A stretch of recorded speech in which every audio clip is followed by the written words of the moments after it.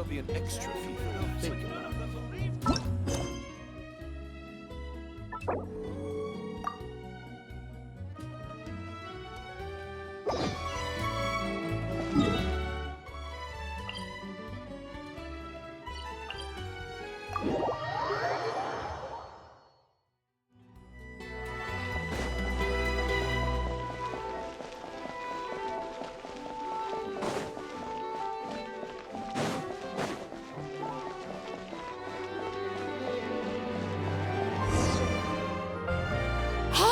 There's a newsstand over there! Wanna grab a copy of the Steambird? We know our Fontanian friends love a little drama. There's no way they let their readers down. Isn't that Charlotte? And standing next to her, surely that can't be Kaniche? How about... Lost treasure resurfaces at last. Behold the beauty of the Remurian teacup.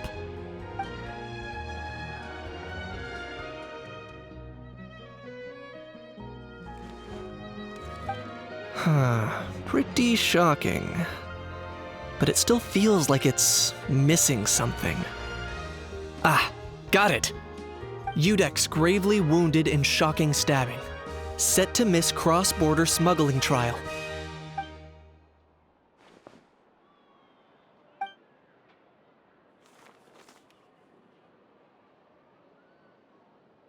Huh? What? Did Paimon hear that right? Neuvillette was stabbed and gravely wounded? No, surely that can't be right. Can it?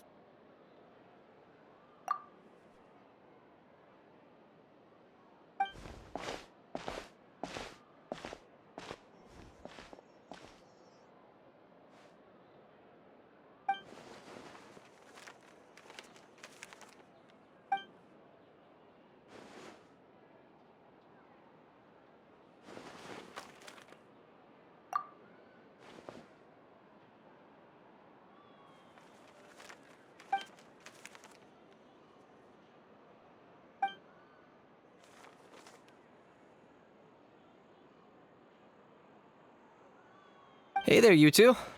Fancy running into you here. Yeah, that, and also a less than pleasant shock. What the heck was all that about a Saurian meat restaurant and the Udex getting stabbed? Please say you weren't being serious.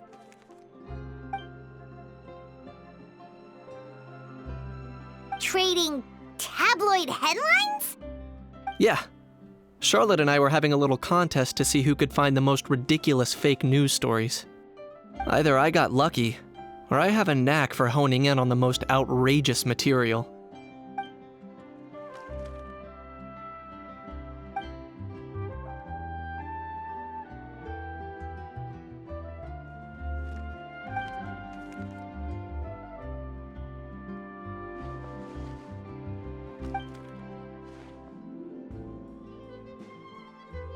If I had to quantify it, I'd say about 1% of what they write is the truth. Huh? Him? Lenient? Oh, you gotta be kidding! Ah! Don't get me wrong. I'm not trying to give credit to these so-called news stories for occasionally including a grain of truth.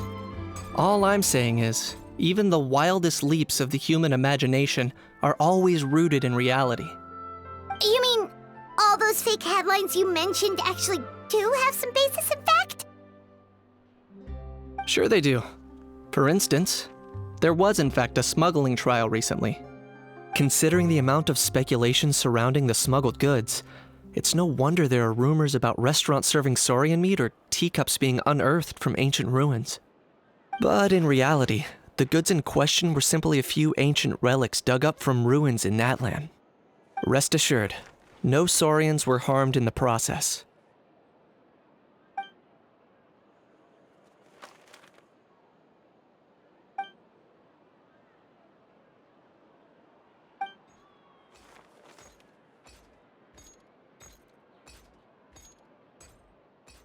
Oh, okay! Paimon was so busy freaking out about those headlines that she totally forgot to ask why you're here in Fontaine, Kaniche.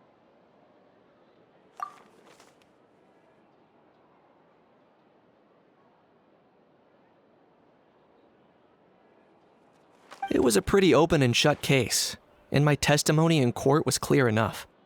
But I'm guessing, Mademoiselle Charlotte, that you're less interested in the case than you are in trying to uncover some news stories about Natlan.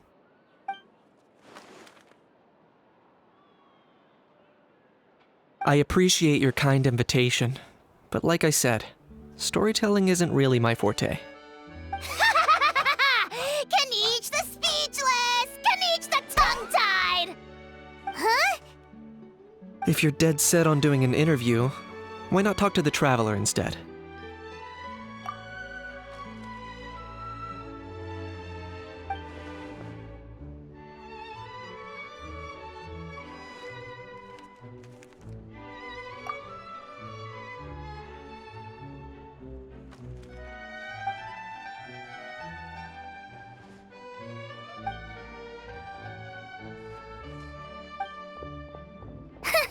Charlotte never stops, does she? Anyway, Paimon just has to ask. That owl thing that popped out before, or was it a howl? It kind of looked like a howl, but at the same time... Oh, that thing. Yeah, that was a howl. Huh? What's up with him? Like, he's still noisy, but he's way quieter than before. It's like he's trying to hide or something. Could be. Not acclimatizing? Aw, poor Almighty Dragon Lord is not feeling well. Too bad he can't come out to argue back. What do you mean? There's nothing physically wrong with him. It actually has to do with a strange law we learned about after arriving in Fontaine. Apparently, it's forbidden to release flying objects within Fontaine city limits during the first 3 days of each month. Paimon sure does. Paimon's been down this road before. There's an easy solution. As long as Kaniche holds onto a house tail, he'll be considered an Almighty Dragon Lord balloon, not a flying Almighty Dragon Lord. Not gonna lie, I was considering that.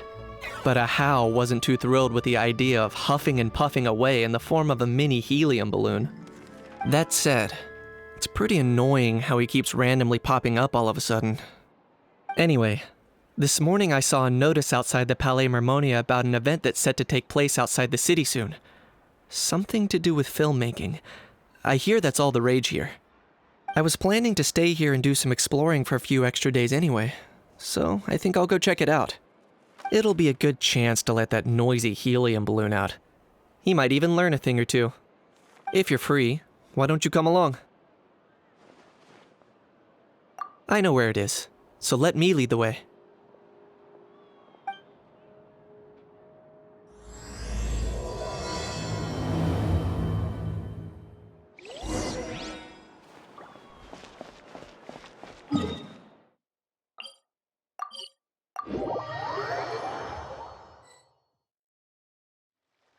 Looks like I remembered correctly. Here we are. Wow, this is awesome! Hard to believe it was just an empty beach before. Yeah, it was still completely deserted only a few days ago when I passed by on my way to testify at the Opera House.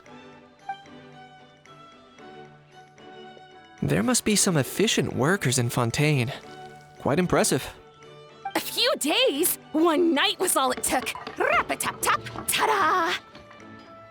But is this all it takes to blow people away? Oh, no, no, no. Given my past experience, I can't let myself get carried away.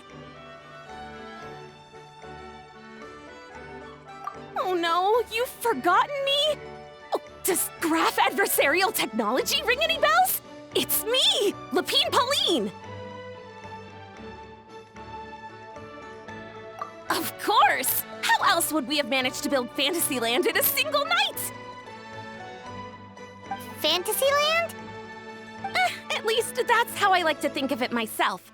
A magical land of fantasy, the stuff of film buffs' dreams. I know it sounds like I'm laying it on thick, but that really is the goal here. As you can see, the theme of this amusement park is Fontanian filmmaking, a place for all film lovers to come together and co-construct a world of dreams. Co-construct? Well, that's a relief. Sounds like you're sharing the cost this time rather than pouring your entire life savings into a single project. Nope! I might be inviting others to help fund this, but that doesn't mean I haven't thrown all of my life savings into it, too! Huh? You've got to be kidding. Ha! Look at you, puny little humans. Recklessly betting your entire future against some stupid vanity project. If you're expecting even an ounce of sympathy from the almighty Dragon Lord, dream on! Mockery is all you shall get, straight from the heart! Sorry, just ignore that little gizmoid. He likes to butt in occasionally. Do go on. Gizmoid? Who you calling Gizmoid? You're the Gizmoid! Wow! That's quite a nifty mecha you've got yourself there. Is it some sort of smart personal assistant? You ought to let Miss Charlotte see your cool gadget. Who knows? Maybe you could even look into mass production! Mass production? Ugh, insolent, vulgar, and disrespectful! I, the almighty Dragon Lord, am one of a kind! There has never been another like me, nor will there ever be! And another thing, smart is the understatement of the century! I shall have you know that I am aaaaha, forebear of ancient wisdom! I lived for eons long before any of you were born! What? Heavens above! I beg your pardon, forebear of ancient wisdom. Please, I meant no offense. Idiot meets idiot. What's all the fuss? Making some new friends, are we?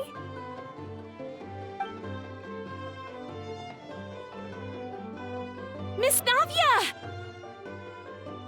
Allow me to introduce the star behind all the work that's gone into this venue.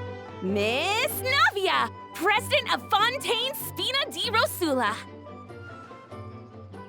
Hello, everyone. Partner, Paimon, how have you been lately?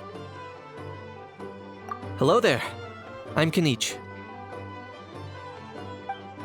What about me? What about me? My useless servant can't even give me a proper introduction.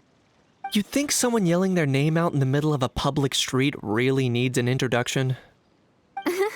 He's not wrong. I caught yours just now, in fact. So, you must be the almighty Dragon Lord, Mr. Aaaaha. It's a pleasure to meet you.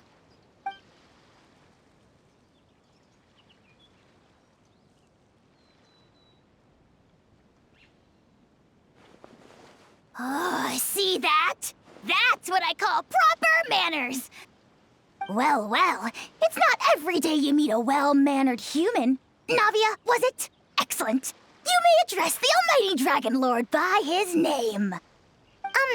Navia, don't you think the title Almighty Dragon Lord is a bit silly? It's no big deal. All little animals do that, don't they? I mean, try to puff themselves up to look more impressive. Anyway, it's all thanks to Miss Navia and the Spina di Rosula that Fantasyland's gotten up and running in the space of a single night. Honestly, thank heavens! After all that paperwork and endless waiting, the event and venue finally got the green light. I couldn't wait a moment longer. The second the approval came through, I reached out to President Navia, hoping she could lend a hand. After all, who else but the Spina di Rosula would indulge such impulsive demands?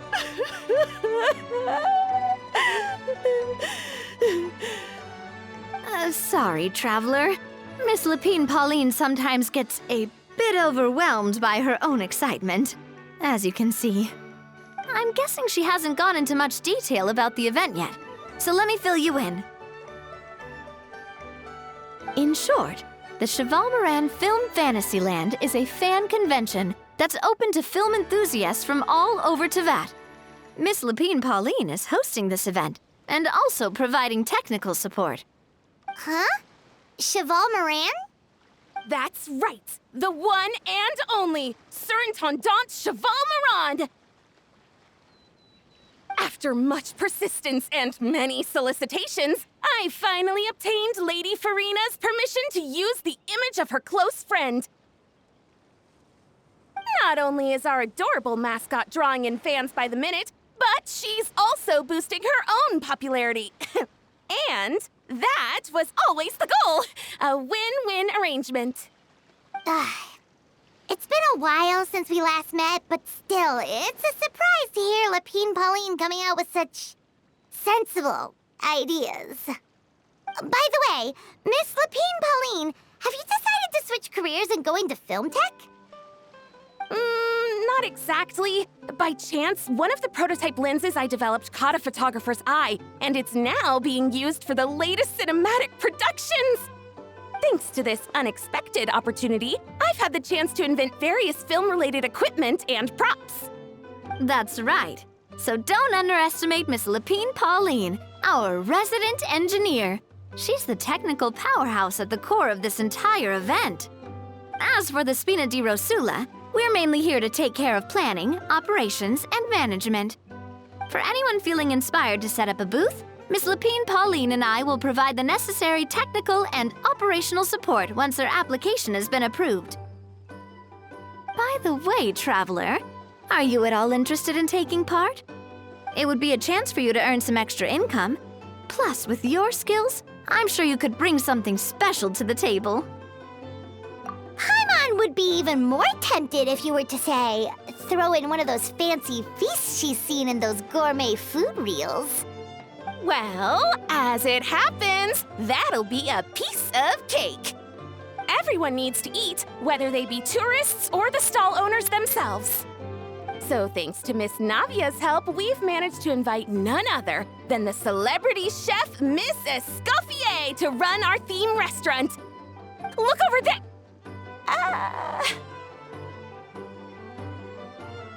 You! Yes, you! For the last time, the ingredients have to be in the right ratio! Get it right next time, or you might as well just lie down on the chopping board yourself. She seems a bit busy right now. Well, I'm sold. I think I'll make aaaaha go be her assistant. You little... What's your game here? Demoiselle, sorry to bother you, but there's an issue over here that requires your personal attention. Apologies. Looks like it's back to work with me. Please feel free to take a gander at what we've got. Anyway, if you're interested in taking part, come find me later.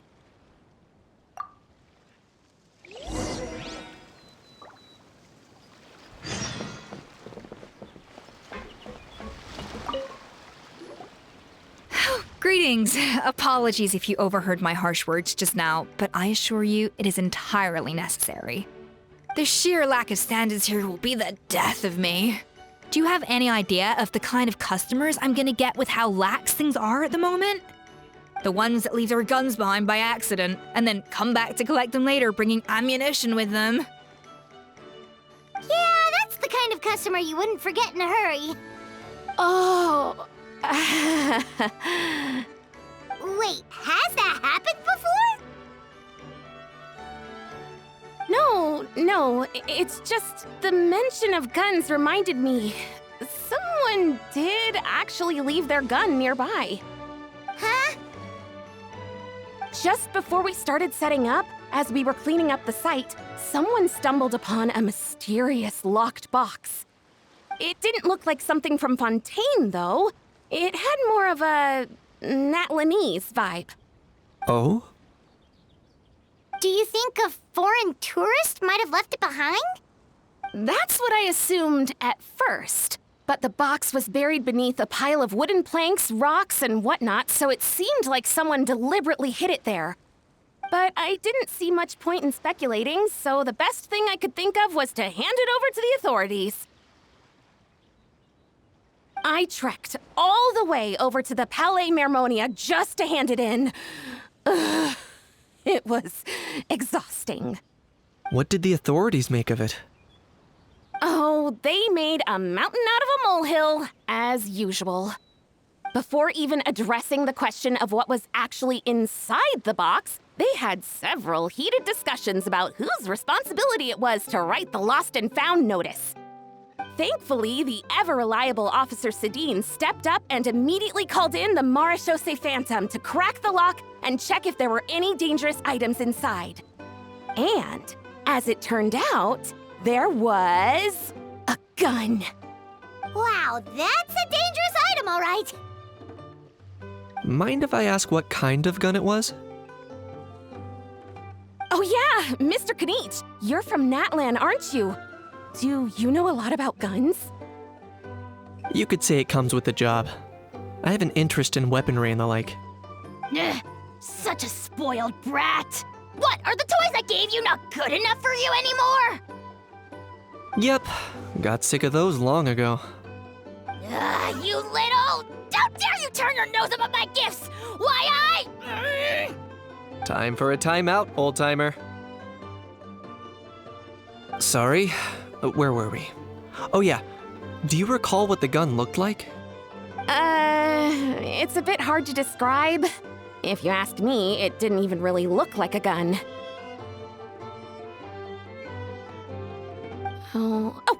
Give me a second. I'll knock out a quick sketch.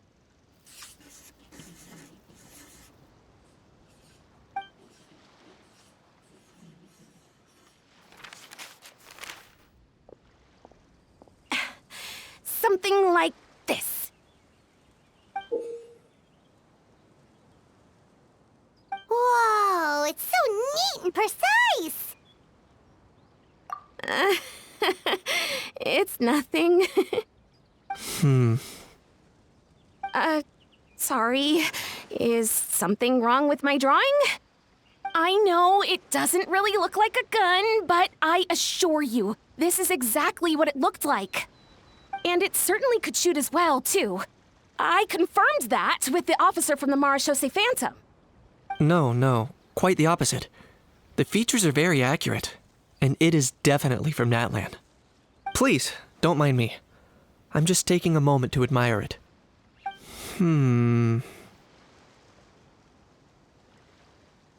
I should be the one thanking you.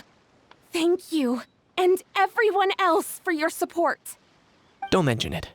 Besides, we haven't really done anything. Not at all! The buzz and excitement you guys bring is exactly what this event needs. Oh dear, I'm starting to feel a bit guilty watching everyone else toil away. Guess it's about time I got back to work too. But just before I go, one last thing. Traveler, it's wonderful to see you. Here's to a successful collaboration!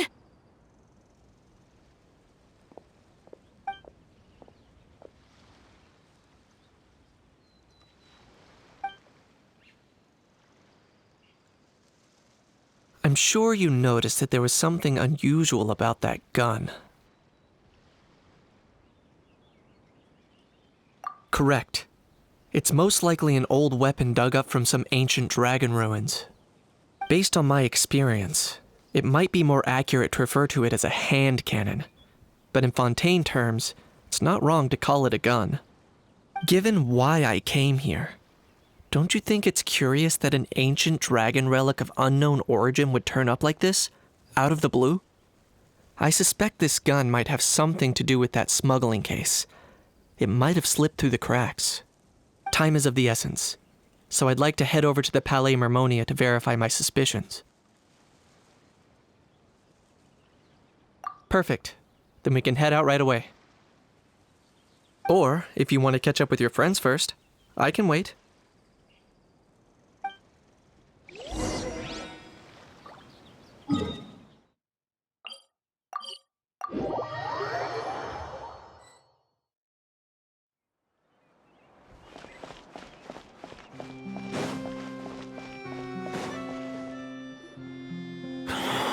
Oh, man. Bro! Are you mimicking me? now's not the time. Come on. No, I mean, one of our buddies is here, for real. Quite a few of them, actually. Aurora and Aoife, what brings you to Fontaine? Huh? How come you're... Ah, I'm guessing Kanich is here because of that international smuggling case, right? I've heard quite a bit about that. Word sure gets around quickly, huh? First time abroad and you're already making headlines. Oh, stop it. It's not like I was the center of attention. Wasn't expecting to see the Traveler and Paimon here too, though. Come on, Aoife. Huh? A traveler, by definition, is someone who travels around. Fair point. Anyway, back on topic. Wait a second. I lost my train of thought. What were we talking about again? Why, you're all here, of course.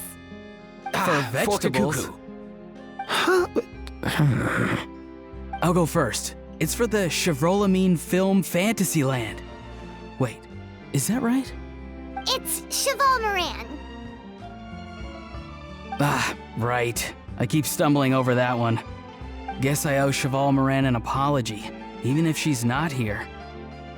Anyway, long story short, the festival restaurant urgently needed fresh vegetables from Natlan, which is why Aoife and I are here. So, you guys are vegetable couriers? He is. I'm just here as a responsible adult. It's his first time traveling so far away from home, and all the elders in his tribe were worried. So they had me come along. Even though it's your first time too. Right, but they still picked me to accompany you. You gotta wonder why that might be. Don't you get it? They all just saw how overworked you were, so they used it as an excuse to send you off on a vacation. Wait, what? So I'm getting the grandson treatment now too? See, doesn't matter how much older you are than this dude. Hang out with him long enough, and you'll eventually find yourself being treated like a kid. Meaning everyone looks after you. What's so bad about that? In theory, nothing at all. In that case, guess I better start over. Hi guys, my name's Aoife, and I just turned 5.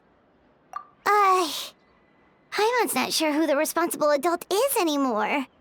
So, what about Kakuku? If he was here, we'd be making more of a ruckus than we already are. That's exactly what's got me worried. Aoife, there's nothing to worry about. You're a big boy. You can handle yourself now even without Kakuku. You think that's what I'm worried about? Anyway, my priority right now is Kakuku. Suffice it to say, Kakuku's in big doo-doo. How so? He's so small, and all he knows are a few harmless phrases. What kind of trouble could he even get himself into? Let me guess. Did he get caught out by the law on flying objects? Bro, you too? Not me. How? Oh, that pesky little chatterbox. So that's why he hasn't interrupted us this whole time. Guess he's too scared to show his face. That, plus he's already spouted enough nonsense for one day. So I've put him on mute until tomorrow. Nice one. If I was even half as decisive as you are, I would have kept a closer hold on Kakuku so he didn't get a chance to go flying off. Oh no, bro. Or rather, did Kakuku get caught by the guards for flying around? If they had managed that, we'd at least be able to track him down. But when the guards started chasing him, Kakuku flew into that building next door. I wouldn't be surprised if there was a high-stakes pursuit going down in there as we speak. Just like one of those cool crime movies. Which building? That one? Yup, that's the one. Kakuku sure has a good eye for a getaway. It's the tallest building around. I may be able to fly up pretty high, but checking every last window would still take quite a while. As for Aoife, well, let's just say he's not flying anywhere without a Saurian. Sorry about that. Not like it's my fault, though. You don't have to apologize on my behalf. Wait a sec. What's this got to do with how high you can fly? Kakuku's got himself into a real mess here, like a panicked animal running straight into a trap. It's pretty worrying. I'm starting to picture him flapping through a barrage of gunfire while important documents are flying about left, right, and center. Heck yeah! If anyone can pull it off, it's Kakuku. He's always been such an awesome Saurus. I believe in him.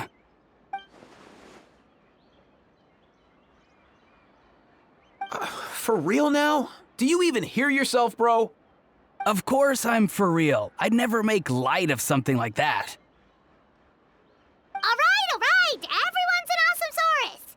Well, the human version. But our priority right now should be to go in there and check up on Kakuku. Leave it to us. You sure? Wow, awesome. That'll be a huge help. And if Kakuku doesn't listen to you, I give you permission to pull out a couple of his feathers. Wait, since when was that up to you? Well, then it's your call, bro. All right then, if Kakuku doesn't listen to you, I also give you permission to pull out a couple of his feathers. There you go. If he objects to that, tell him to come find us. He won't. Trust me. Back when we first met Kakuku in the wild and I begged you to take him under your wing, I never imagined you'd end up spoiling him rotten. And I never imagined you'd be nagging me about it. Oh, well, I definitely saw that coming. Huh? You're only 5 years old after all.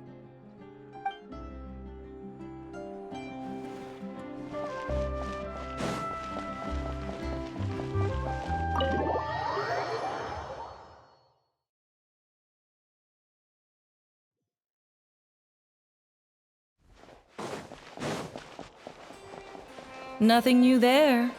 The first. What's all that commotion? Are they arguing in there?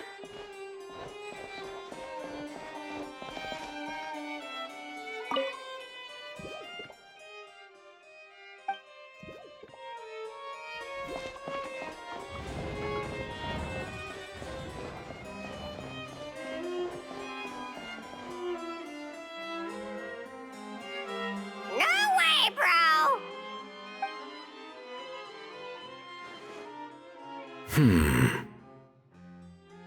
Did he say he came from Natlan? No. Get out of here! I can understand his words, just not what they mean. Oh no.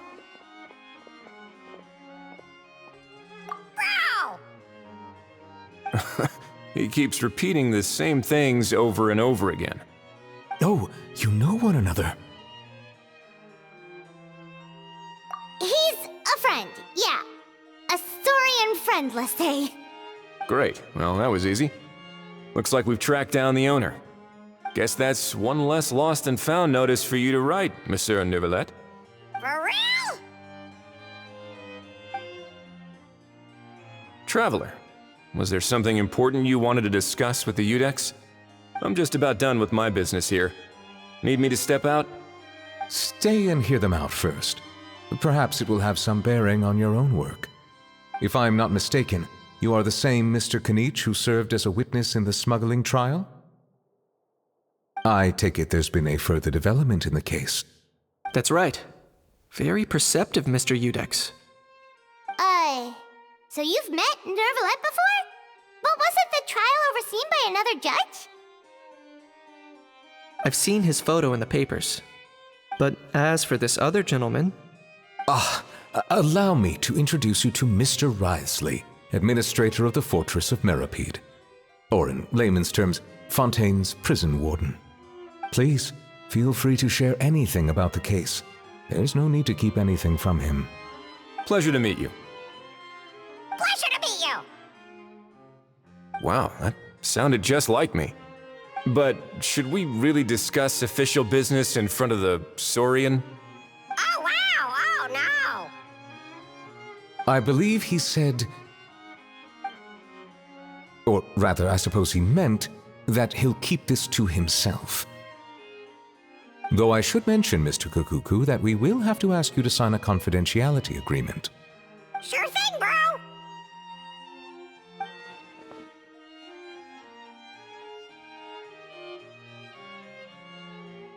Let us return to the matter at hand. Mr. Kanich, was there something else you wanted to discuss relating to the case? Yes. Let me fill you in.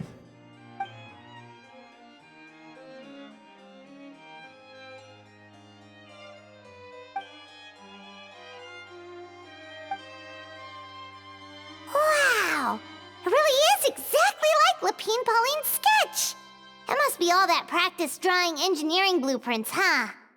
So if it's true that this weapon came into Fontaine alongside the contraband from the smuggling case, then there's a high chance we overlooked a suspect. That's exactly my line of thought. I see. Mr. Kanich, thank you for reporting this promptly. I'll arrange for the Marechaussee Phantom to investigate right away. We should begin by questioning the prisoners in custody. Wriothesley. I'll sign off on the interrogation request, don't you worry. That would be much appreciated. It's lucky that the Palais Mermonia wasn't scheduled to release any public bulletins today, and that this guns lost and found notice hasn't been written up yet. In other words, the news hasn't leaked. I'll be staying in Fontaine for the time being. If there's any progress in the investigation or you need my help, feel free to reach out anytime. Yep, we were just about to go help out with Lapine Pauline's convention. If there's any news, we'll keep you all posted. Marvelous. Thank you all. Well then, all that's left is to...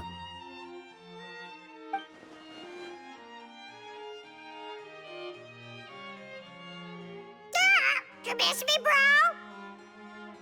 He really does come out with the most unexpected things. Who did he learn it all from? Huh. Well, it's pretty extraordinary. Anyway, according to due process, we must first determine whether Mr. Kukuku qualifies as a flying object. And, following on from our conversation just now, he also needs to sign a confidentiality agreement. Drafting said agreement may take some time. Looks like you'll be staying with us for a while then, Kukuku. Excited? That would save us a lot of trouble. Many thanks. All right then, we'd better get going. No need to see us off.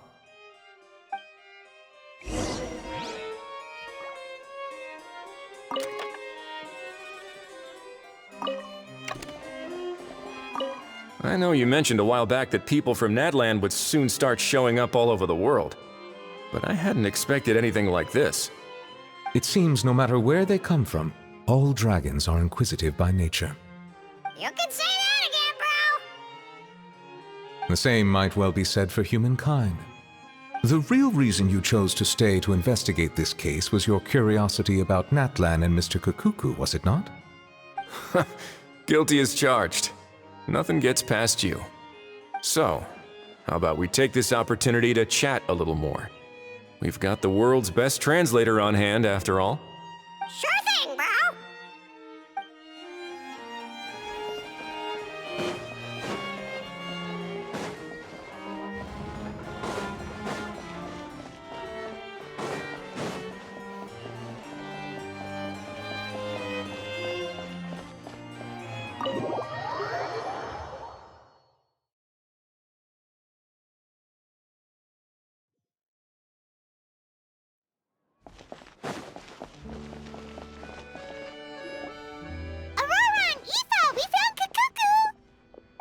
What's the situation? How bad is it? Oh no. When I saw that Kukuku wasn't with you, I'd already prepared myself for the worst. Relax, Aoife. Maybe Kukuku just prefers high-rise living now. Sometimes you just have to let the kids grow up and make their own choices in life. For real now? Do you even hear yourself, bro? It's not that bad. much alive and kicking for starters. He hasn't been arrested either, so no jail time. See? You're not exactly reassuring me here. As for the bad news, well, it's really not that bad. Kukuku accidentally overheard some top secret stuff, so he has to stay at the Palais Marmonia for a while to sign a confidentiality agreement.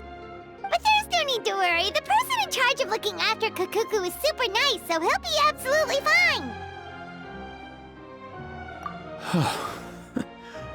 All right. That doesn't sound too bad after all. Wow, hearing that's put my mind to rest. But based on my understanding of how things work here, the ban on flying objects should be over by the time Kukuku actually gets out. What a shame. Oh well, I guess we'll just have to go have some fun without him. You don't look disappointed in the slightest. Anyway, Auroron and I will be staying in guest rooms upstairs at the Hotel de Boer for the time being. Feel free to drop by if you need us. Yay, problem solved! All right, let's catch up another day.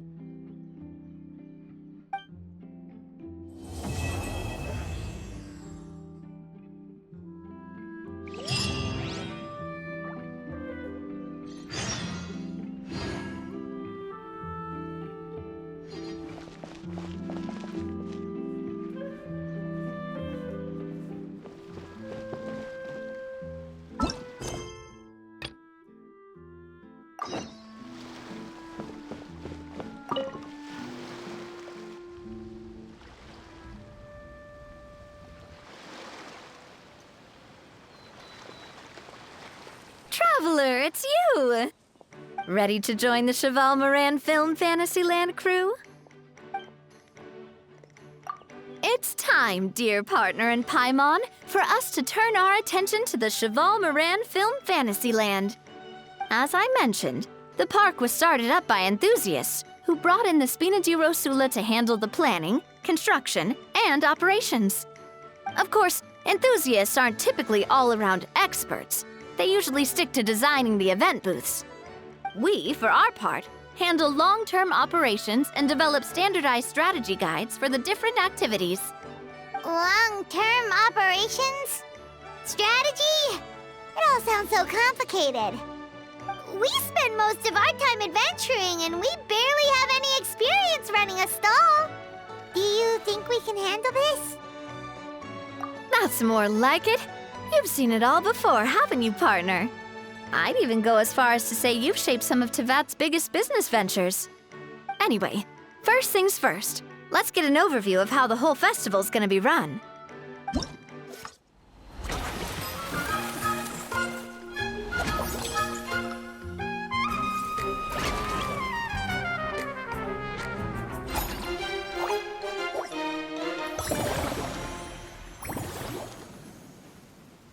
As you can see, our Fantasyland's a bit like a sugar-free macaron right now. Several areas are still under construction. The Spina's only been able to hire a limited number of craftsmen. Besides, we don't have enough experience to handle multiple projects simultaneously. That's why I chose to adopt a time slot-based planning method, so we can focus on specific tasks during each designated period. Upgrading facilities, expanding the venue, hiring staff. All of this requires funds and time slots to accomplish. So, it's our job to allocate precious time slots in each business cycle to the most worthwhile tasks. As we attract more guests and earn money to add to our funds, we'll also be able to work more efficiently, which will allow us to divide each cycle into finer time slots, which will let us get more done. So we'll be limited in the decisions we can make and tasks we can focus on within each time period. Which means we have to use our limited actions and Mora to earn even more Mora. Kinda like playing chess or cards then. Cooking up a strategy in advance is gonna be key. Paimon thinks she just about gets it. How do you feel about it, Traveler? Come on, we can do this! You mentioned standardized strategy guides just now. Does that mean there are non-standard ways to take part too? Of course. Film and entertainment mean different things to different people. And there's gonna be a wide range of exciting activities for people to try out. If we're not careful, some visitors might wander off and end up getting in trouble. And others might pick up dangerous props by mistake. To avoid confusion, we need to create a standardized strategy guide for each activity. Just think of it like a walkthrough. Wow, if we're the first ones to test out the activities, who knows what surprises there could be waiting for us? But if we hit a tough spot, we'll just have to rely on our skills to carry us through. Hopefully it goes without saying that I'd never put you in danger, partner. I carefully checked all the existing activities before you arrived, and I can assure you that they're all perfectly safe. I also wanted you to experience the activities before anyone else gets to. It'll be fun. Plus, we'd like to hear your thoughts and suggestions. Oh, those are two things Navia is best at! Making people feel safe and having fun! Great! Well, I can't wait to hear what you think. Your input is super important to us. All right, then. Let's start with eclectic escapades and put our first guide together.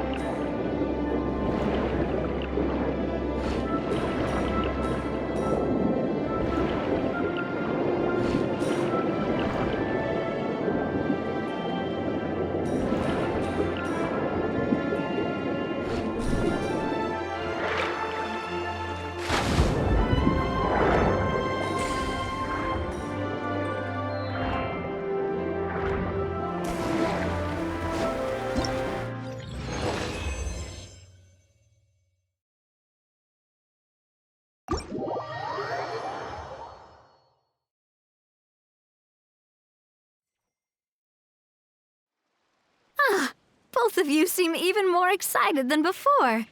Looks like your first trial run didn't disappoint. Paimon hasn't actually watched that many films, but after trying it out, she might just be hooked! We should check out the film that it's based on! Great job, Paimon.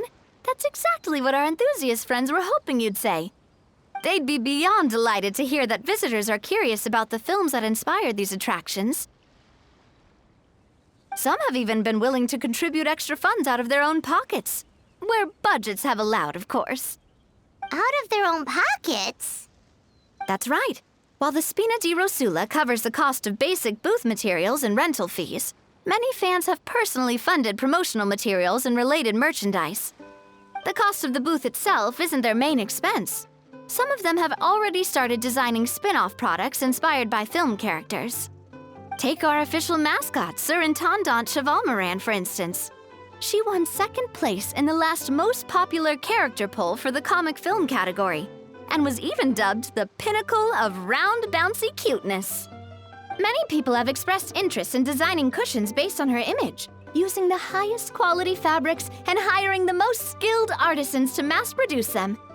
These cushions will officially go on sale at the next convention alongside lots of similar products. Don't worry, As Surintendant Cheval Moran's guardian and official image rights agent, Farina's already getting 60% of the sales revenue. After all, the fans are doing this voluntarily, not for profit, but to promote Surintendant Cheval Moran's adorable image. The more Mora ends up in Farina's purse, the better Surintendant Cheval Moran's meals will be. And who wouldn't be happy to hear that? Oh, Paimon likes the sound of that. Everyone working hard for something they all love without worrying about profit. Still, we can't just ignore Mora completely. Whether it's fan creations or official commercial projects, some level of financial balance is still necessary. The same logic applies to the Cheval Moran Film Fantasyland taken as a whole. Once we finish the standardized strategy guides, our attractions can officially be open to the public. But we can't take personal charge of the ticketing process. There's plenty of work to do at the various booths, and the park itself is a work in progress. We'll need to assign dedicated employees to maintain and manage each attraction. There's a recruitment section on the park's bulletin board. We've received many applications, and each candidate has their strengths. Our job is to match the best candidates to each attraction based on their overall performance. Once assigned, the staff will keep the attractions running, ensuring a continuous revenue stream. Wait, so we've suddenly gone from being playtesters to heads of human resources? That's definitely a first for us. Just don't hold everyone up to your own standards, okay? You can't expect everyone else to be as capable as you. All right, time to review some resumes. Fingers crossed we'll get some exceptional candidates.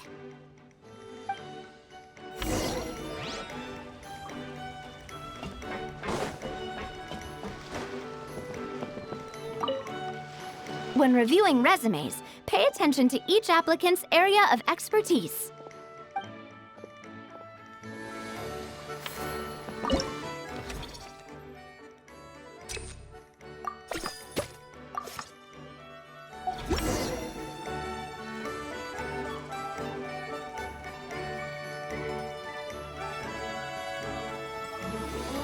Looks like this particular employee is really getting into their role. You're both doing great. You sound more like bosses than I do. In any case, with this, the Cheval Moran Film Fantasyland is now officially open. Running a theme park is a long-term project. You won't make much if you try and rush it. We're just about done with our current work setup, so let's take a short break and wait for this cycle's revenue report to come in.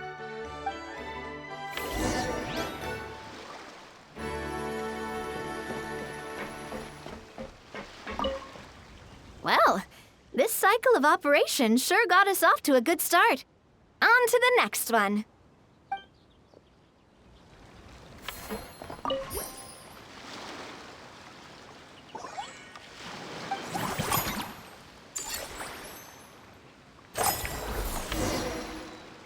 Well, the numbers might not look that impressive, but given that we're just getting the ball rolling, I'd say that wasn't a bad start.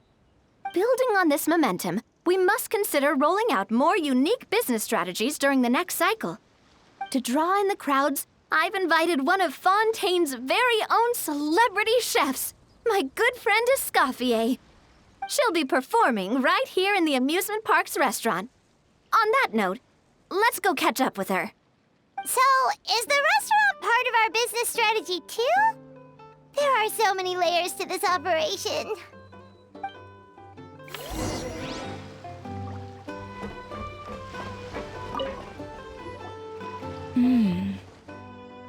The restaurant is up to standard, and the waterside location will make for a unique dining experience. The beautiful scenic reflections in the water create a stunning backdrop, lifting diners' spirits and allowing them to truly savor their meals. Ingredients, check. Cooking utensils, check. Looks like we're ready to rumble. Hey there, Escoffier! Oh, my employers are here. The president of the Spina di Rosula, plus the famous traveler and Paimon. I must say, you seem a bit overqualified to be running a film-themed amusement park. I'd say that if anyone here was overqualified, it would be the former head chef of the Hotel de Boer. Wherever you walk, the aroma of fine cuisine follows in your wake. Let's get back to business. I'm guessing you want the traveler to help me decide the theme dish for each cycle, right? This is the business strategy I mentioned earlier.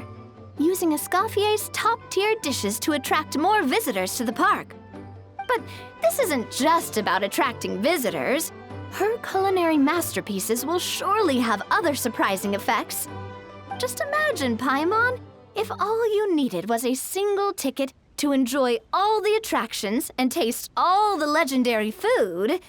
Wouldn't you be tempted? Then Paimon come every single day. Now, here's the twist. To get the most out of this strategy, the menu can't be made public. Based on research by a certain food branding consultant, many restaurants have started offering a special chef surprise dish. So give me some inspiration every few business cycles, and I'll decide on our next theme dish. Now then, give me your hand.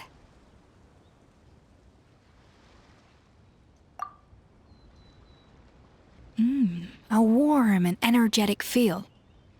Your hands are calloused from wielding your sword, but still quite delicate. When you grasp its hilt, it's like you're holding the bow of a violin.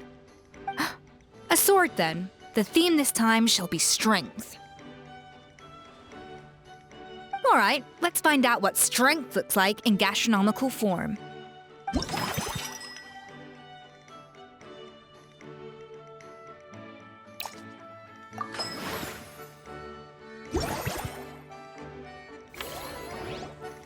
I've refined the sauce for these barbecue ribs. It's a richer flavor than the classic version, but not at all greasy. The mint extract in the seasoning leaves a refreshing aftertaste, perfect for indulging yourself after a fun-filled day. But if you ask me, I'd say the artisans need these more than the guests.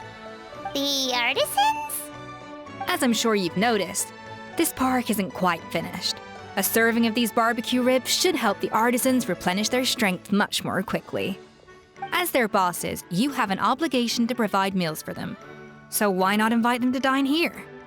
Who knows, the morale boost might even improve their productivity. Oh, if I recall correctly, you once served up some special fish and chips for the porters over at the Fleuve Centre. For several days after, the workers were all incredibly efficient. They'd finish 8 hours of work in just 5. And then, because they clocked out early, they'd come back completely refreshed the next day. Then there's no time to lose. Go invite the artisans over while these ribs are still hot. I'll prepare some side dishes and desserts too. That's a great idea! You really live up to your reputation, Escoffier. Looks like these themed dishes are gonna make a huge difference after all. We'll have to make sure we check in with you regularly.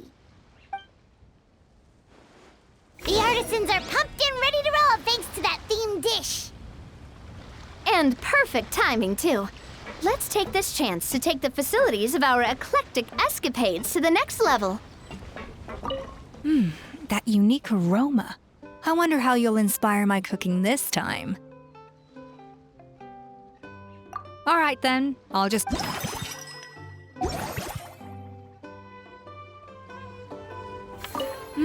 that unique aroma. I wonder how you'll inspire my cooking this time.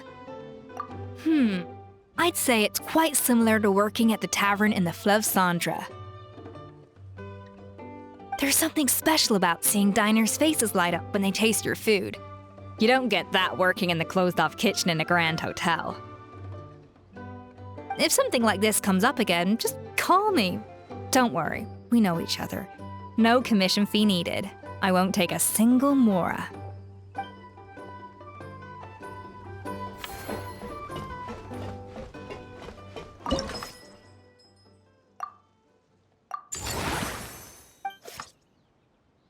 We should be able to attract more customers by upgrading the stall, don't you think? That's right. Based on my business experience with the Spina di Rosula, I've quantified the service value to help you intuitively understand how satisfied customers are with each stall.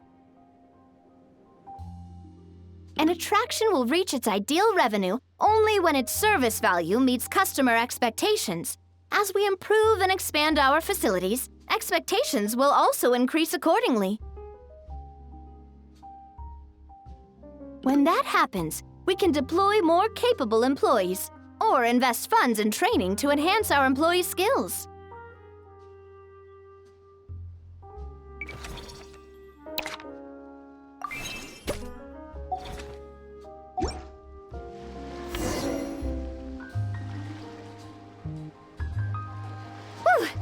That should be everything. Looks like you've pretty much mastered how to run this park. Huh? Have we really? Thinking about it, we have learned quite a lot, haven't we? Oh, not at all. I wouldn't say I taught you much. Your intuition's been guiding the way mostly. I imagine long-term operations sounded like a scary prospect the first time I mentioned it, huh? But don't let that scare you. Just break things down into smaller steps and tackle them one at a time. Even if you're not a genius or naturally gifted, you'll get it done in the end. Whoa, seeing your own progress has really got Paimon fired up! Actually, she's gonna jot your words of encouragement right down. From here on out, we'll be running the Cheval Moran Film Fantasyland together. Let's make it a big success!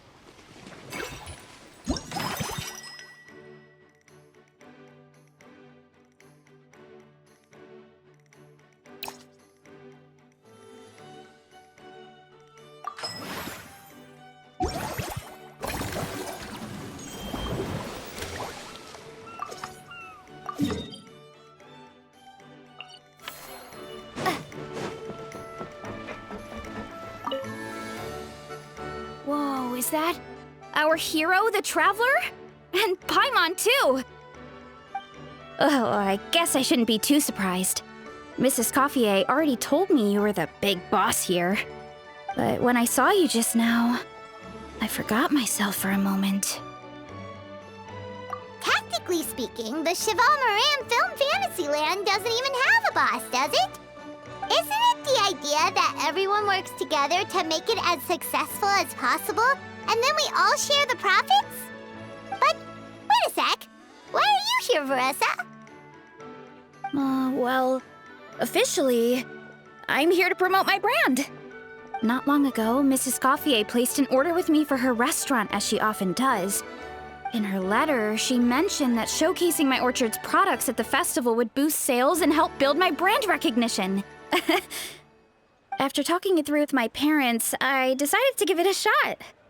Now that I'm done with the restaurant's ingredient order, I plan to sell the rest of my fruit directly to guests to help quench their thirst, of course.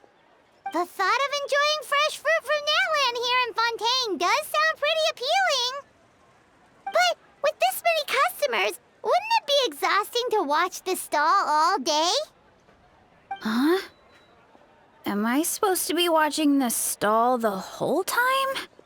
There's an attraction over there called Movie Masterpieces, right? I heard some of the challenges are based on famous films.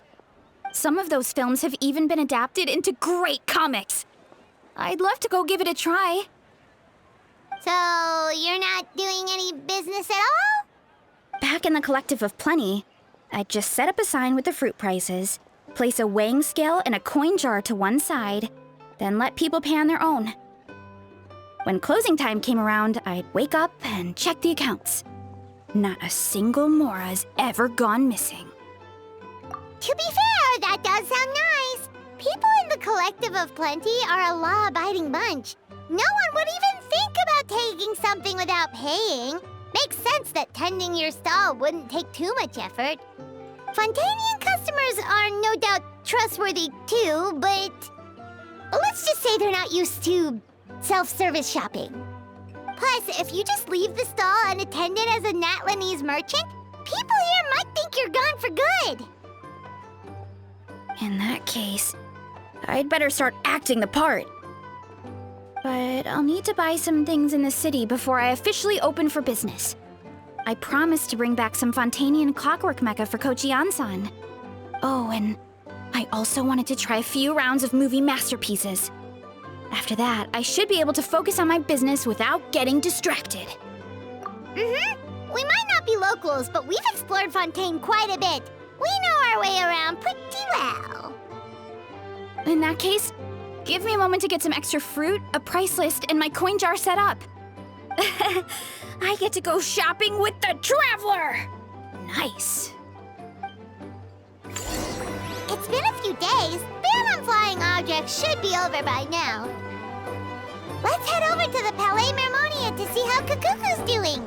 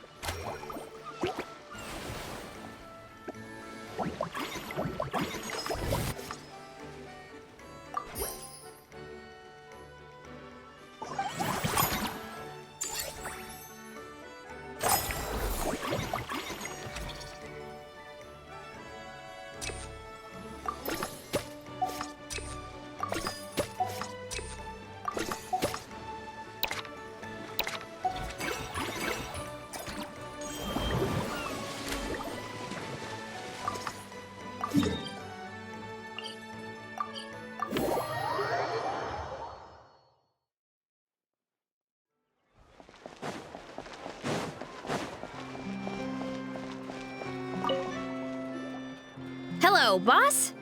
I'm from the Collective of Plenty. You might recall receiving a letter from us requesting you to design some components. Wait a sec. Why does Iansan need clockwork mecha? Nothing like that. Our coach just wants to fine-tune her gym equipment so people can target different muscle groups more easily. She mentioned something about a rowing machine to focus on back muscles, as well as a pec deck and a leg press machine.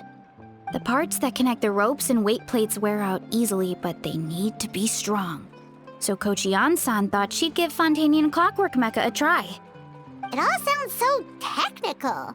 When did fitness turn into some kind of complex engineering problem? To be honest, I don't really get all the details either. But if it works out, I'll be sure to train according to her revised method. And if it doesn't, we can always stick to the good old methods. If you're interested, I can show you a few beginner exercises the next time you drop by our tribe. You'll be able to smash the records without even breaking a sweat. I know it. Paimon will pass on that one. She'll be rooting for you from the sidelines, though. You can always try the equipment we keep for little Saurians, Paimon. As long as you start out with the super light weights, you'll be fine. Weight training's for everyone, you know. As long as you put in the effort and keep it, anyone can develop rock-solid muscles. No!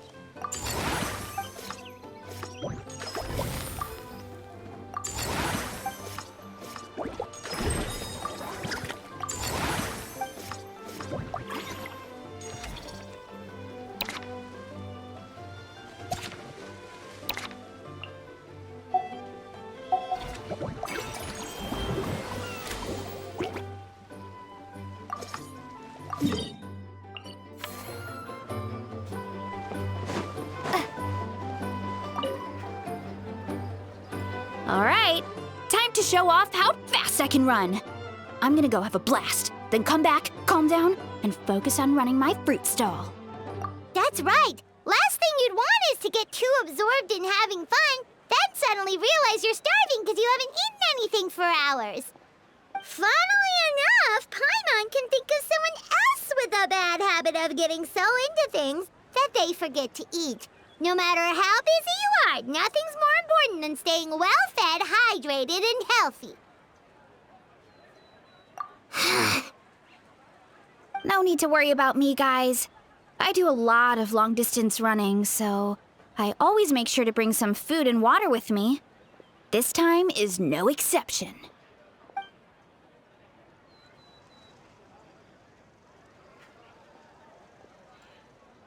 Woohoo! That was incredible! How was it? Did you get through all the levels? It was amazing! Not only did I get a super high score, but I also checked up on every homage to the original films, and even recreated several iconic scenes starring comic book superheroes. I'll focus on doing business this time round, but if there's ever another event like this, please let me know as early as possible. I want in! Yep. You know what? We should let you design the levels. I'm sure all the fans will be thrilled. That would be great. Anyway, back to business. Time to focus on my fruit stall. I'm gonna make a name for my orchard in Fontaine.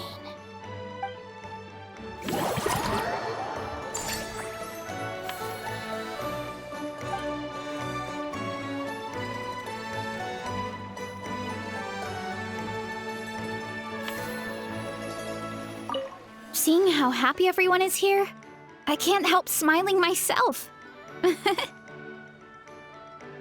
Would you like some fruit? Feel free to take some.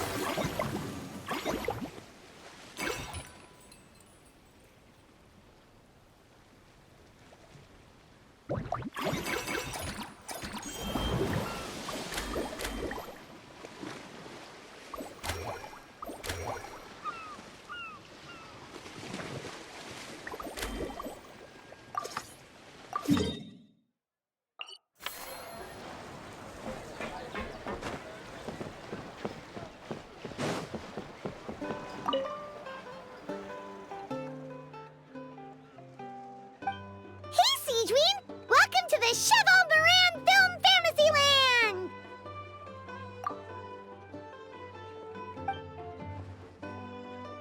Oh, your encouragement leaves Paimon feeling even more motivated than ever.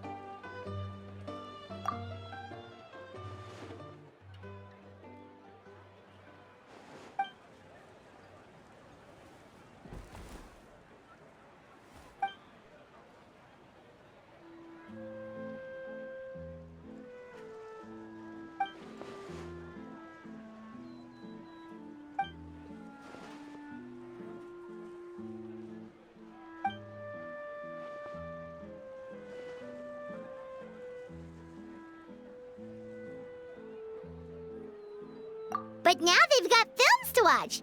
Even the ones who used to cause trouble might settle down a bit, right? We have our very own animal-themed area, by the way. We call it Mellow Manor. Customers are calling it the most relaxing place in the park.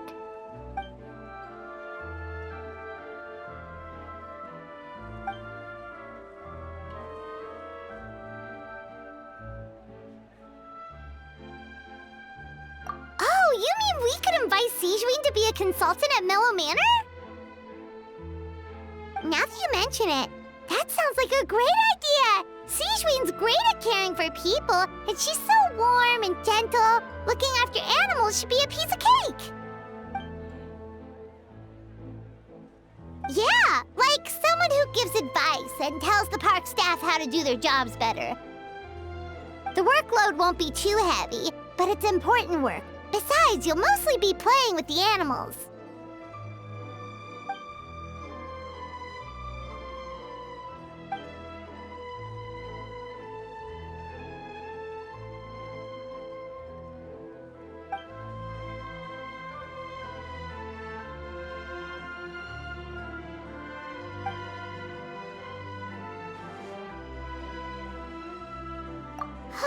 With Citron on board, Mellow Manor's gonna be even better than before! Paimon has a feeling our revenue's gonna shoot through the roof!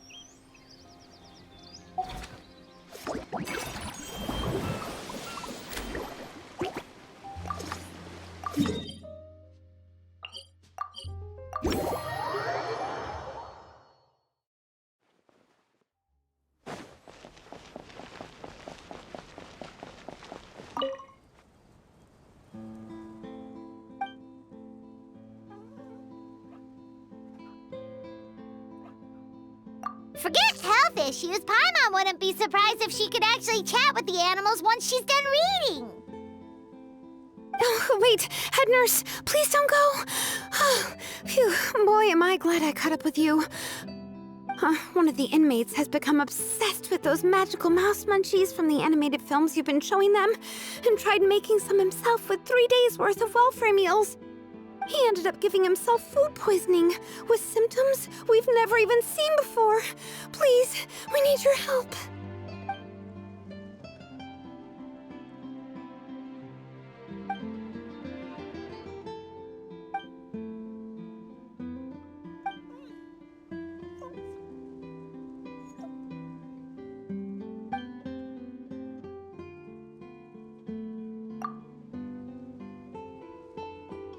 Sijui sure has it tough. Not only does she have to worry about taking care of her patients, she also has to clean up after those troublemakers.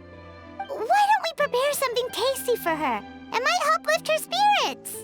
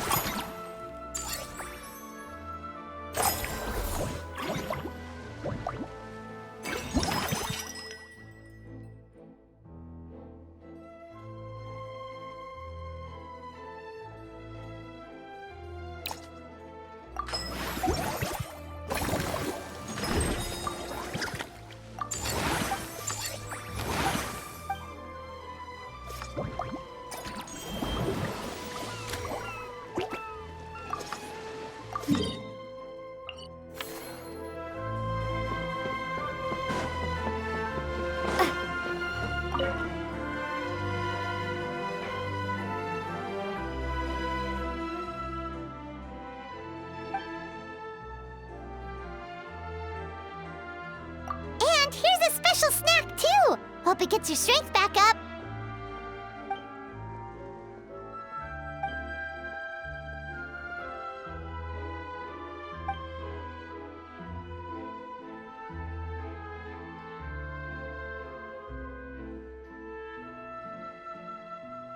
Is it because they aren't paying any attention when they're watching?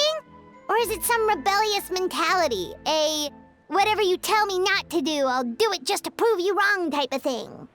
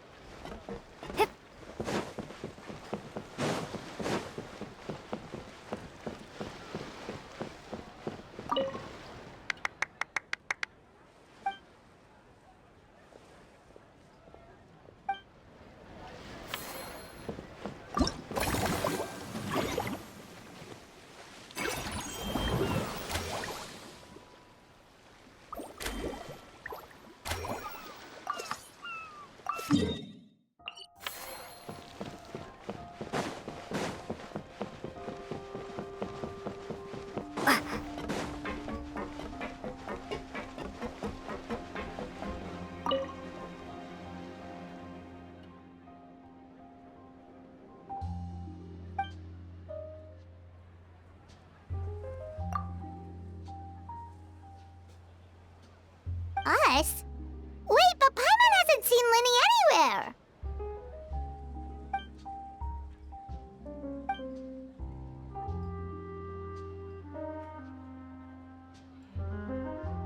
All of them?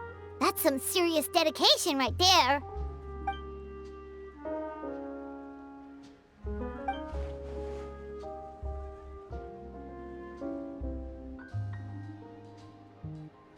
Paimon had no idea Linny was so into horror films.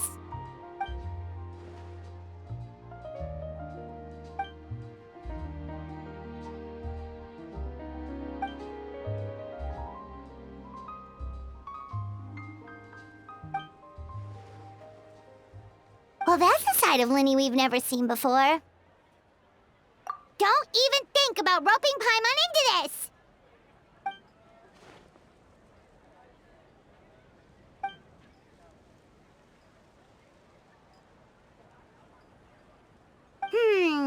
Sounds like eclectic escapades would be more to your liking then. Want to give it a try?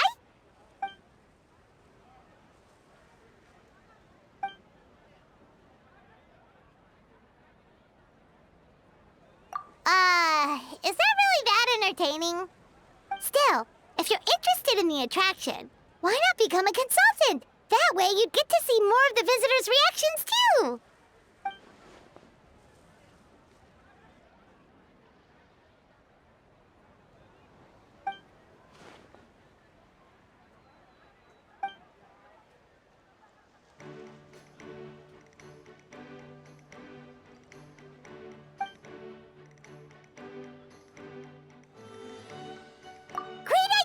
If we can get Linny on board, the Cheval Moran Film Fantasyland will be even more popular than it already is!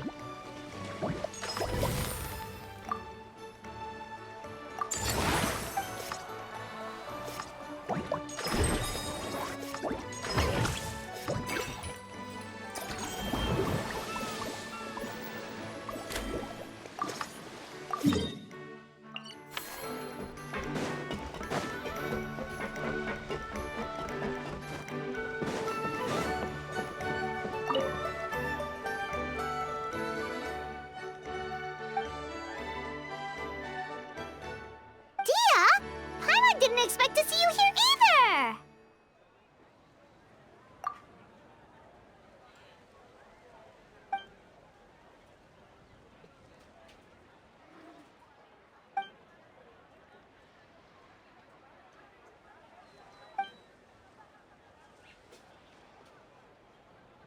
Guess that's not scenery most Fontanians see every day, huh?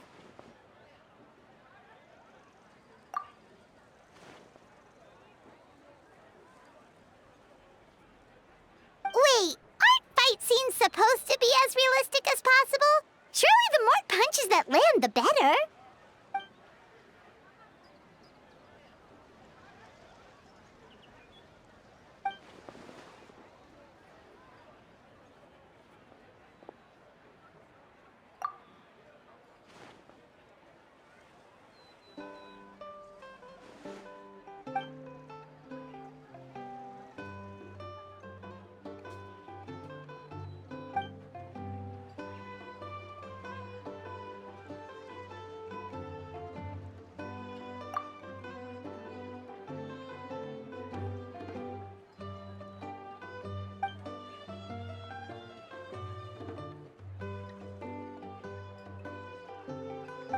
You sure that's okay?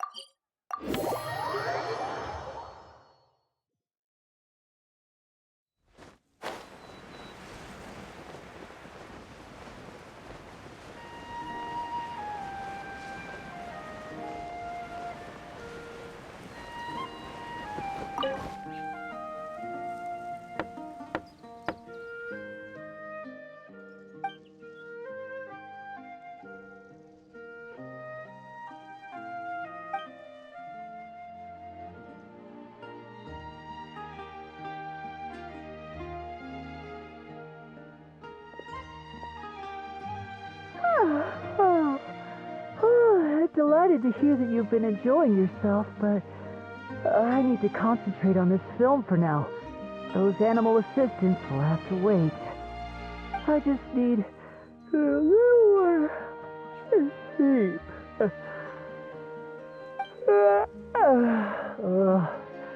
Every time I close my eyes, I keep thinking of new tricks. So tired. Can't sleep, but can't get up either. That's right, Lenny. A change of pace should stop your mind from wandering. Wait, Traveler? Paimon? You two are here as well?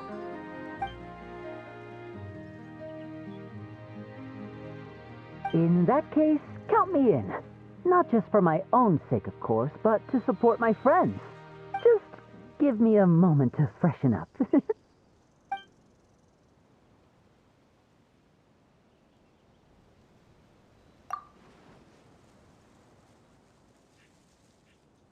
Sounds good! Getting Lenny to cheer up and visit the amusement park's surely our greatest success yet!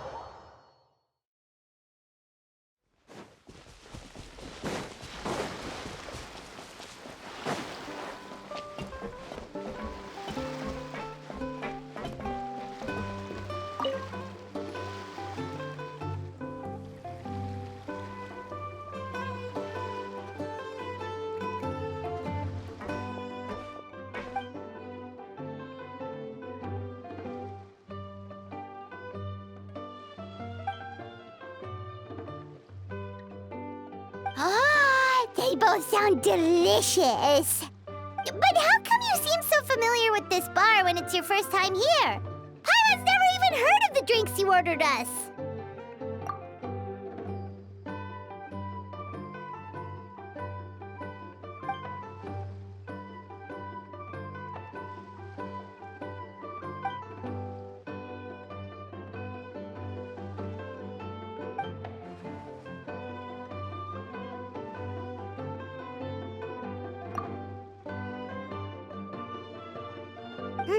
Where do we begin?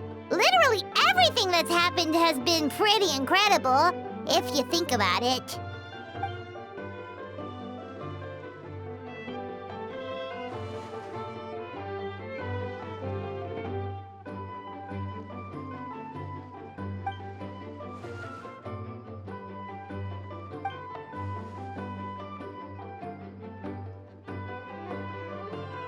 Huh?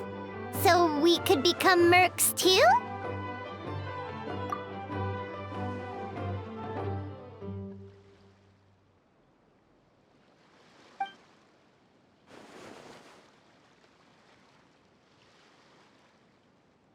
That actually makes a lot of sense. When you think about it, it's not all that different from adventure commissions. Who knows? Maybe we'll find jobs where we can help a lot of people while also bringing in a nice chunk of Mora. Wouldn't hurt to build connections with Dia's Eremite friends either, would it?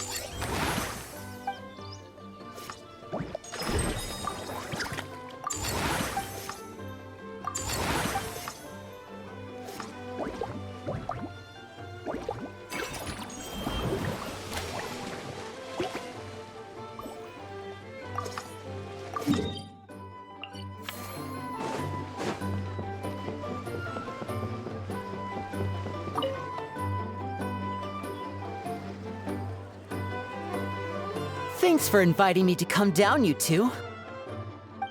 I must say, I feel like a new man after visiting the park and seeing all those adorable animals. Seems like Lynette has her eye on some great potential animal assistants, too.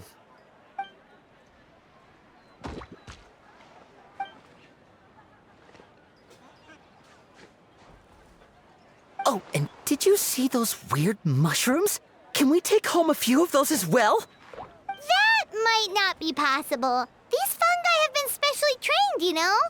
They're like the stunt actors of the elemental world.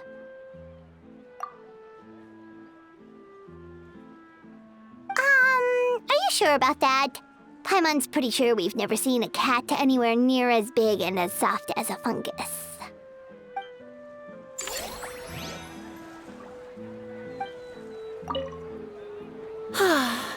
I feel so much better after seeing those animals. They're all so carefree. The other two attractions were great too. In fact, they've given me a new idea. An interactive magic show with a moving stage. We'll start working on it as soon as we've finished filming.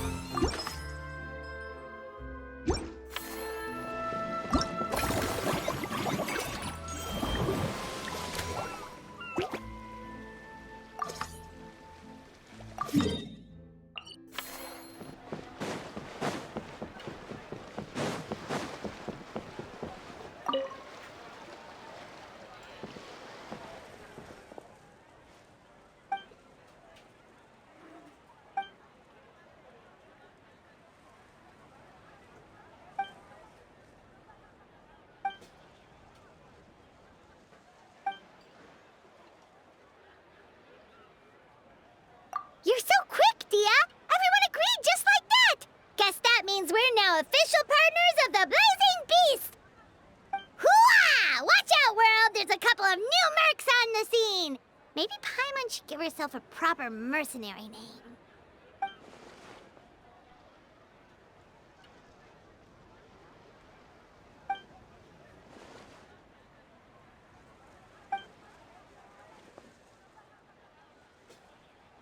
It's a deal!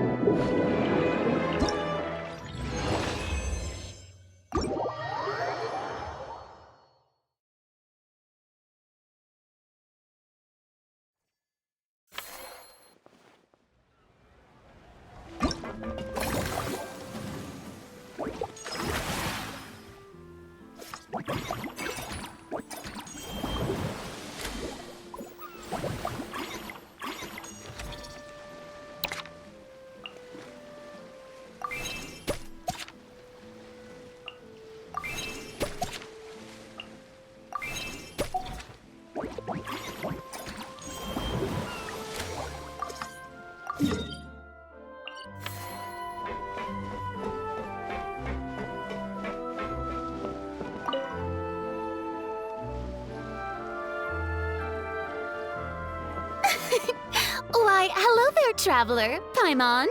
I sensed your enthusiasm from a mile off. You were so bright, I could have taken you for an opera singer in full falsetto.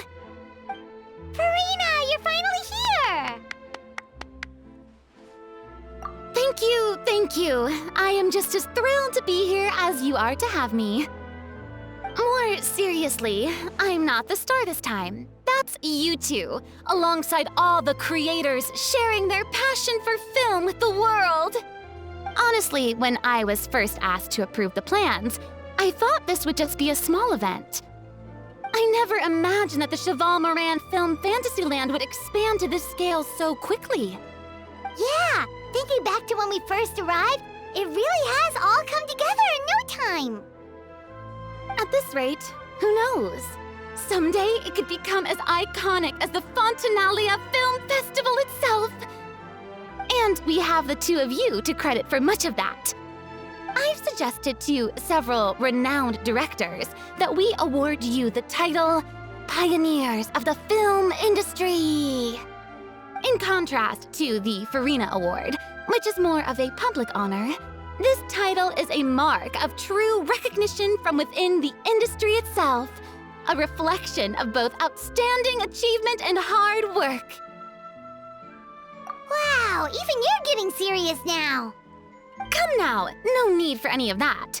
Just relax and enjoy the moment. Speaking of which, I've actually been preparing a little survey. How about we randomly select some visitors to give us feedback about the park? Did Paimon hear that right? Farina carrying out a customer satisfaction survey? Well, given that it bears the name of my dear friend Surintendant Cheval Moran, isn't it only natural that I conduct a bit of research on her behalf? Besides, the more famous a star becomes, the more important it is to stay in touch with reality, no? Plus, it's amazing how much you learn just by listening to other people's take on films. Paimon always assumed celebrities just get their assistants to handle everything for them. But it sounds like it's actually pretty hard work. Then again, maybe Farina's just an outlier.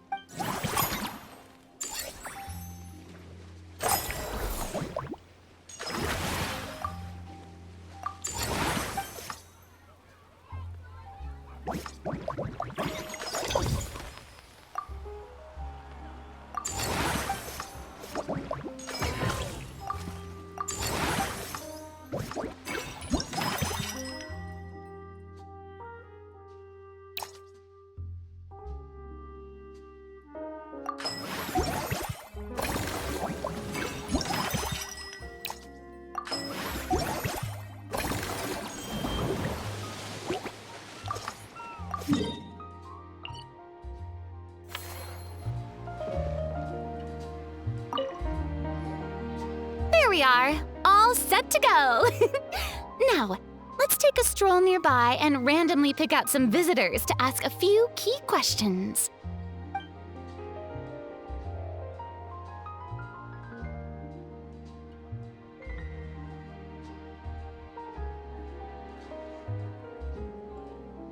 These suggestions are surprisingly detailed.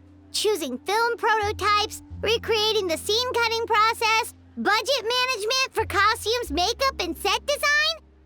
Oh, Paimon's head is spinning. Why is everyone so professional? Also, nearly every single person we spoke to said they wanted to see Lady Farina perform. Your popularity is off the charts! To tell you the truth, I've no plans to perform this time around.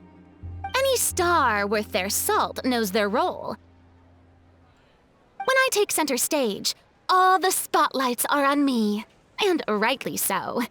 But as a guest, I should step back and let others shine. So instead of performing myself, I'd prefer to support you from behind the scenes. Perhaps as a consultant for one of your attractions, for instance? Hey, that's right! Movie Masterpieces is all about film expertise. There really would be no better candidate than you! Oh, wonderful! Then I shall give this role my very heart and soul. Once I've had a moment to prepare, we can meet up for a slice of gâteau from my pâtissière suprême before we get started.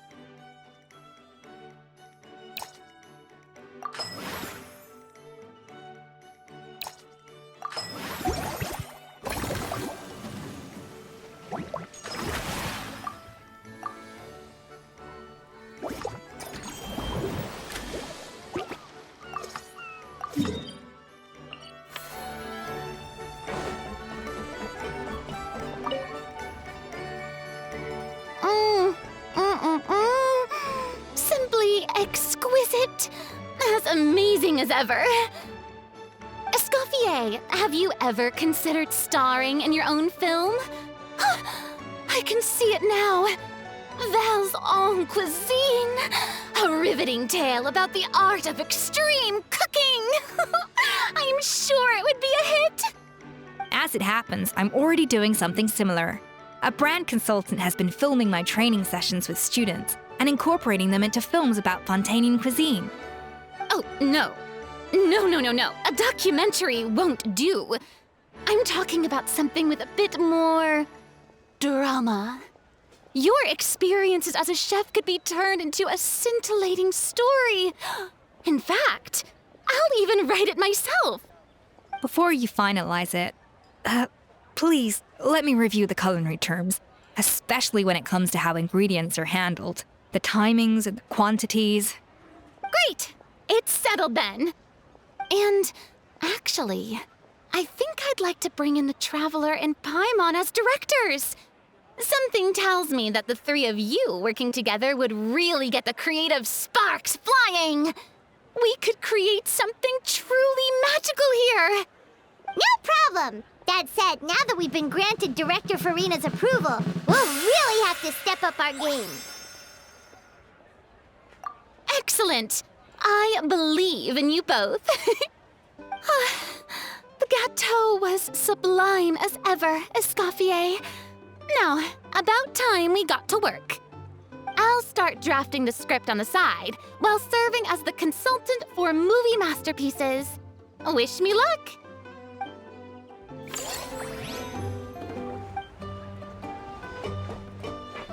A truly great adaptation must capture a film's core themes and seek to convey the inspiration that lies behind them. The three attractions are certainly all up to par, and I trust that you'll be able to make them better still. To enhance our film's aesthetic, I'd recommend a few classics for you to familiarize yourself with. Or, if you have the time, maybe we could watch them together?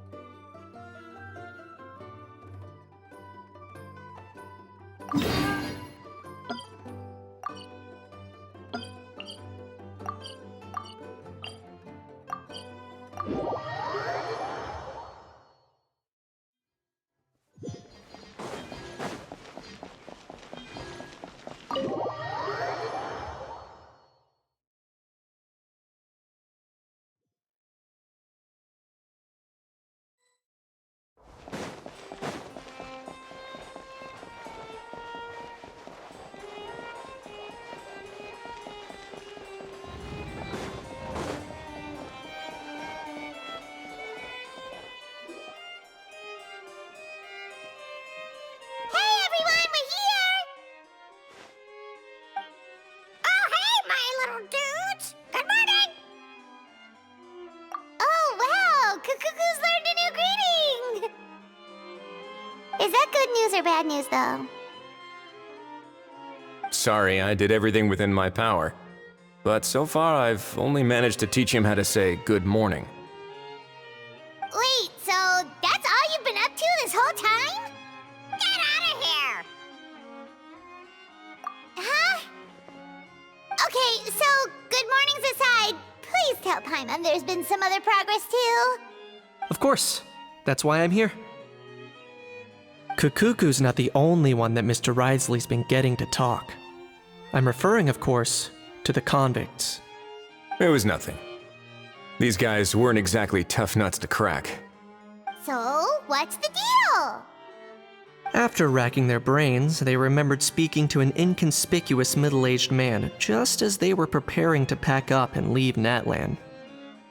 He was dressed in the manner of the Children of Echoes and carrying a box. Plus, the description matches the one the gun was found in. All in all, he didn't look any different from your average Natlanese traveler. Perhaps seeing that they were dressed as merchants, this man stopped for a chat, inquiring where their goods were headed, and even asking if they could share a boat. The smugglers were very cautious, though. They didn't tell him any specifics. But all this happened before I crossed paths with them. I happened to notice them as they were preparing to set sail.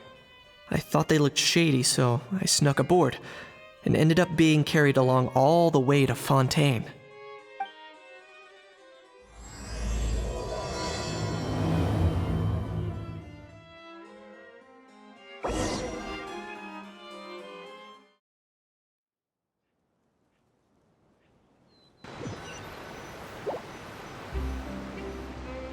Boss, do we know if those Fontanians will even like this stuff?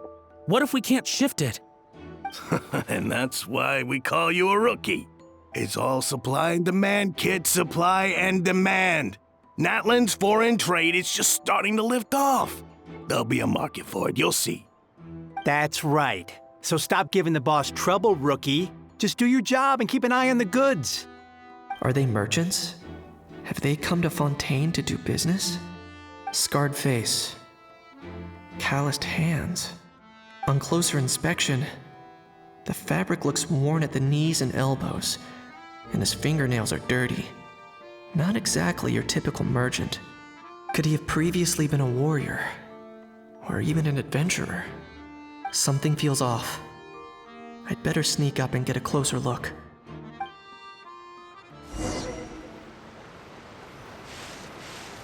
Nice thinking, boss. This tourist tub's been fast-going and smooth sailing. Plus, no one's been asking us what we're up to. That goes without saying. Big cargo ship would have been too slow, whereas the smaller ones would have been faster but way too bumpy. If we ended up damaging the goods by accident, all these months spent grafting away would have gone up in smoke. Seriously? But there's hardly anything here. Would it really have taken them months to prepare? And why would they need to transport it with such care?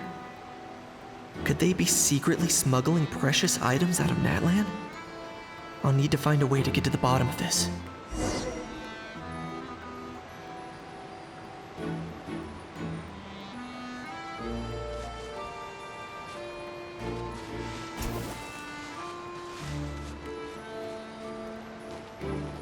Let's go hear what these criminals have to say for themselves. Sure enough, there are relics inside the box. It's illegal to smuggle such— Hey, why the long face? You're abroad on business, and you get to do some sightseeing while you're at it. Sounds like a pretty sweet deal to me. You better cheer up if you know what's good for you. I guess you're right. I was just worried I might have messed up with the packing, or that something's gonna go wrong along the way. Oh, pull yourself together. Tons of foreign tourists come traveling to Fontaine. I bet their luggage is full of all kinds of weird stuff. If someone insists on checking it all, just show them the purchase order we had drawn up. Those Fontanians can't get enough of their legalese, so I've heard. They can look all they want. Aha. So their aim is to smuggle in contraband after all. Looks like I've gathered enough intel about the smugglers and their contraband. Time to inform port security.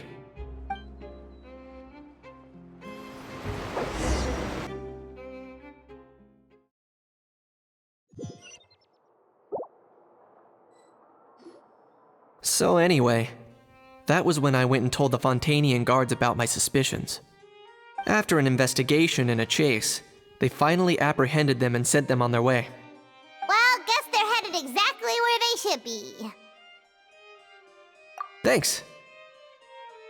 Based on your recollections just now. I was completely focused on those smugglers at the time, so I wasn't really paying attention to other passersby. Yeah, Kanish, you did great! In other words, the person who brought the gun here, the one who lost it, has no connection to the smugglers whatsoever. They were working entirely on their own. Oh dear, oh dear! Sounds like Mr. Kakuku wants to chime in? He said this elusive individual's actions are positively mystifying. It's a good observation, I quite agree. However, we still know next to nothing about the person. Perhaps we should start by focusing on the lost item itself.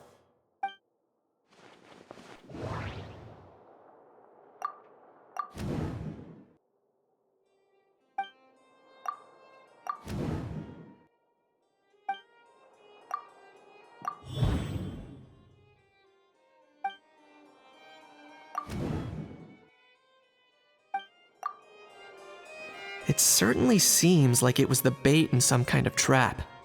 The only question is, why wasn't the bait made more conspicuous? Has something sprung to mind? I just remembered a film I watched this one time. Huh? Oh wow, no way, bro! Hold on, let me explain. Just now, the traveler speculated that this box might have been placed there on purpose, as if the intention was for someone to come pick it up. That got me thinking about those films about kidnapping cases. When they demand their ransom, the kidnappers tell the victim's family to leave money or valuables at a designated spot for someone to come pick up. That doesn't merely happen in films. There have been similar cases in real life. In fact, if anything, it's probably the real-life events that inspired the films. Sounds plausible. Ooh, wait. This raises the stakes to a whole new level. If the gun really was some kind of ransom, then since we took the box, the kidnappers never got their payment, so does that mean they executed the hostage? I agree. I don't believe we have a kidnapping on our hands. Selling off stolen goods is extra work that most kidnappers would want to avoid. Unless they're after something very specific, they tend to just ask for cash. Could we be dealing with a kidnapper who's dead set on getting their hands on an ancient dragon handgun? It's not impossible, but the likelihood is very slim. We can discount that possibility for now. And speaking of selling stolen goods, don't you think this looks more like a transaction?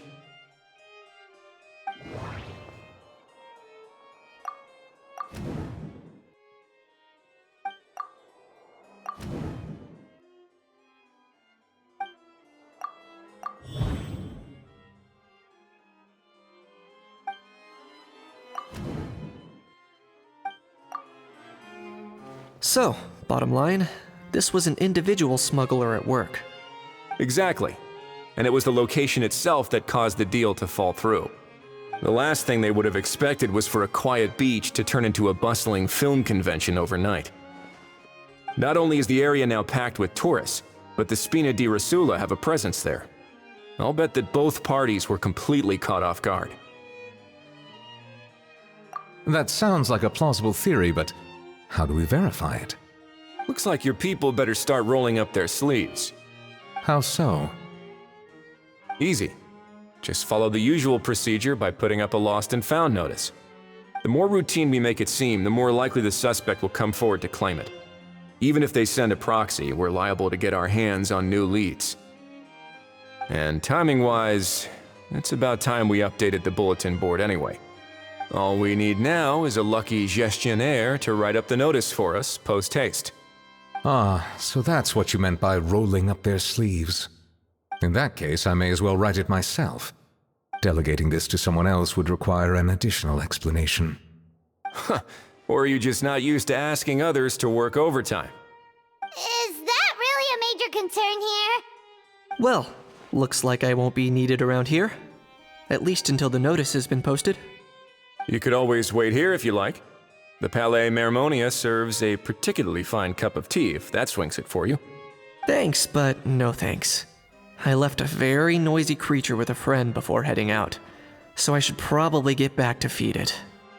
Ah, I wasn't aware that you had a pet, Mr. Kanich. Speaking of pets...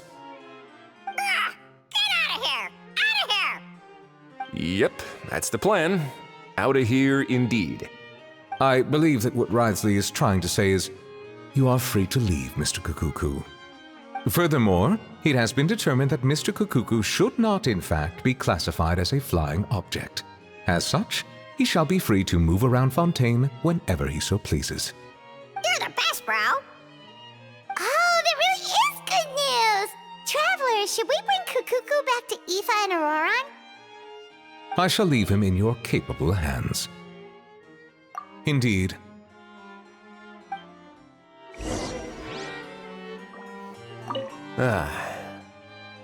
You know, all this has made me realize that I'd quite like to have a pet. If that proves inconvenient within the fortress of Meripede, perhaps you should consider finding a place in the court of Fontaine. That actually sounds like a good idea. In the past, I always dismissed the idea of buying a property in the city. The prophecy about the floods meant it never seemed like a worthwhile investment. But now... This might be a good time for you to re-examine the documents I gave you regarding your title as Duke. Huh? Citizens with honorary titles are eligible for certain benefits when purchasing property in the court of Fontaine. Really? How about this? You read through your documents from start to finish, while I write up the lost and found notice.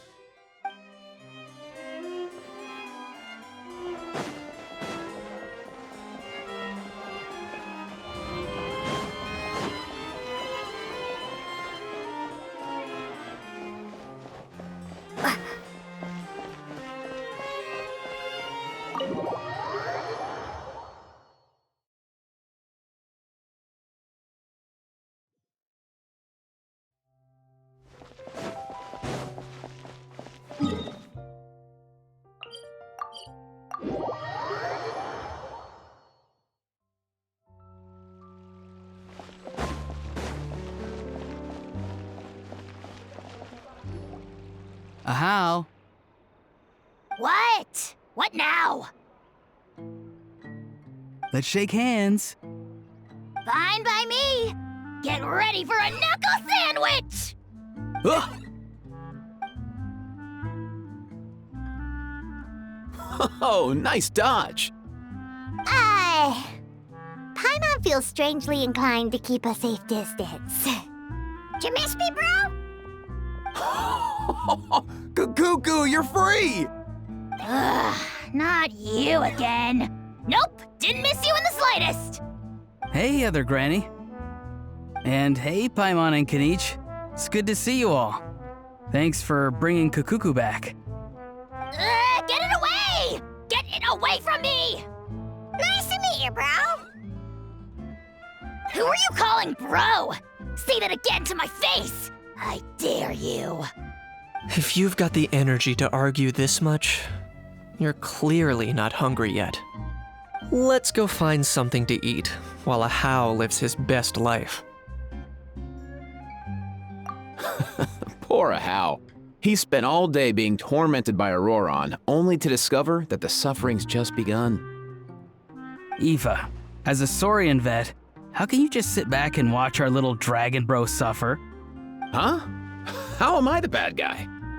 Even hear yourself? Ah! Doesn't anyone want to hear how Kukuku got out of jail?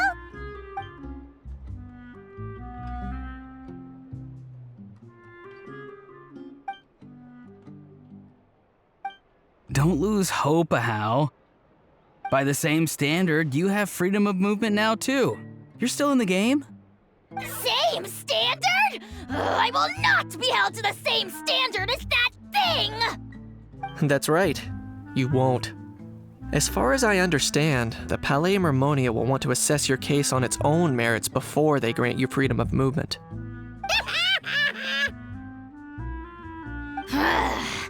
Where's that Saurian meat restaurant again? I'm gonna march that little pink balloon right into the kitchen! Yeah, good luck with that, bro. You'll be putting your own neck on the line, too. Also, there's no such restaurant! Anyway, thanks for looking after aaaaha, guys. I'll take over from here. Why, you? Between the two, Kakuku wins the cuteness competition hands down. Ah, really? Thanks! Wait, who are the other contestants, though?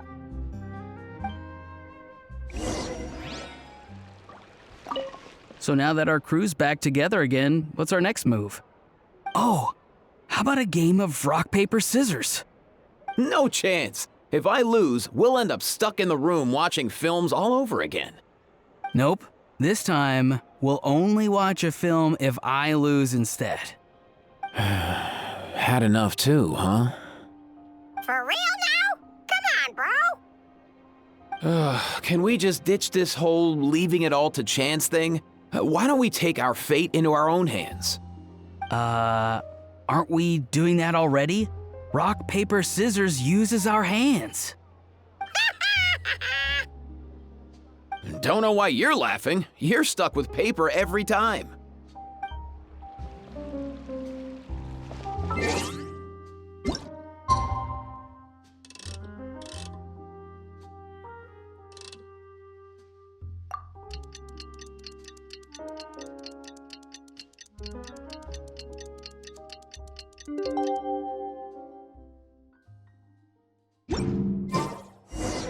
The lost and found notice is up!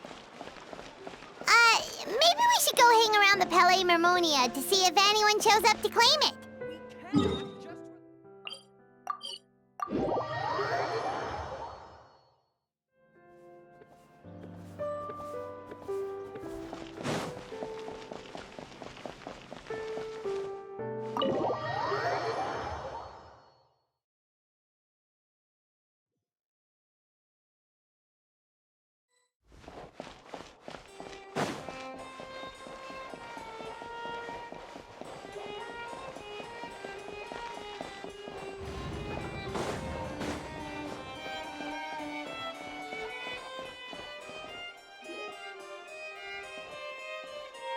Huh, looks like there were quite a few others with the same idea.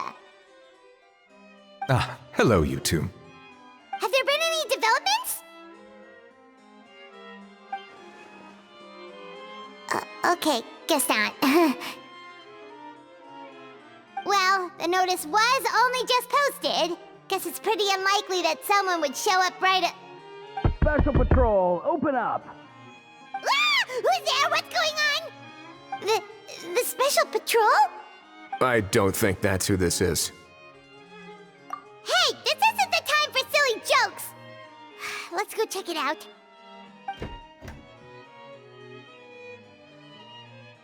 Good day, all.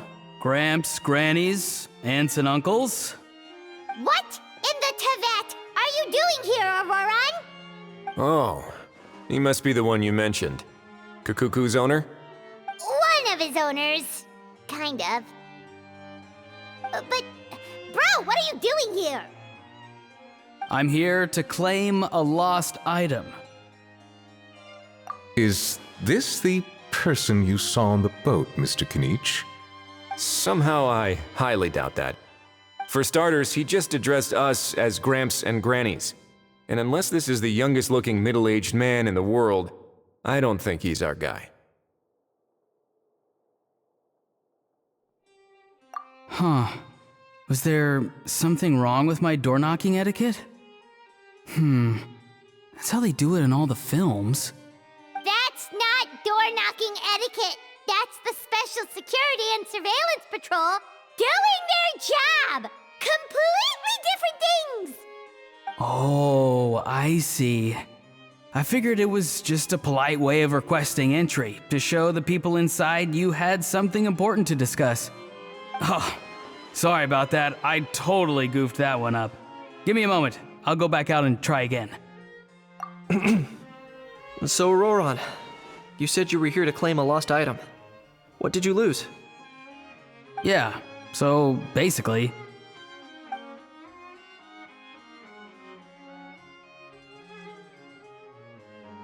For real now?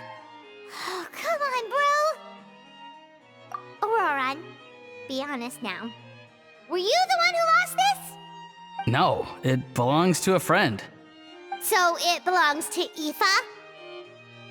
Of course not. Aaaha has his own gun. All right then. I knew this wouldn't go well. So here's what went down. This morning, Aaaha and I were playing rock, paper, scissors. Before long, he'd lost, as he usually does. So we figured we'd head out and visit some of the Court of Fontaine's famous landmarks. When we got near the plaza, a man suddenly stopped us to ask for help. He said that he had lost something and that someone had found it and sent it over to the Palais Mermonia.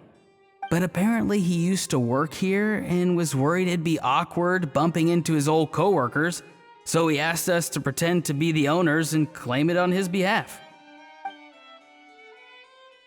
You didn't manage to keep that pretense up for long. It's fine. I'm not the one who feels awkward anyway. So, a former employee of the Palais Mermonia. Was this individual a Fontaine native? Yes, at least I assume so. He looked like a well-dressed gentleman to me. We were about to refuse, but he was so polite. Could it have been a disguise? Oh no. Auroran, Paimon thinks you've been tricked. This person might be in cahoots with the bad guys.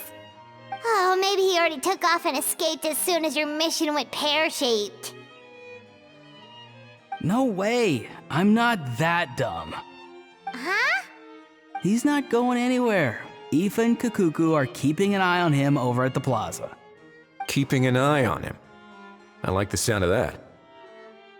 In that case, let's hurry over to where Aaaha is.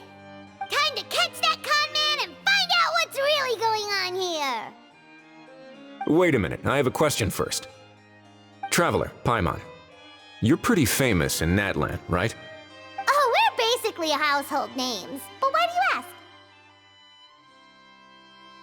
you ask? Would that be a problem? Remember when I said that the seller might be watching in secret? If so, then picking a Roran to do their dirty work was a careless mistake on their part. It suggests that the person who got a Roran to claim the item might not be fully in the know themselves. There are plenty of unanswered questions, but standing around racking our brains won't help. However, I still suggest that the famous faces among us, meaning the Traveler and Kinich, oh, and of course, Monsieur Nivelet too, stay here for the time being. We'll empty the box, give it to Auroran, and then he can claim the item as if nothing happened. I'll follow to check if anyone is watching. I doubt anyone would recognize me anyway, so I shouldn't draw too much attention. I think this plan is worth a try. I shall leave it to the pair of you. So, I have to go undercover again, right? Well, not exactly undercover. Just drop the special patrol persona and be yourself instead. Roger that. Over and out.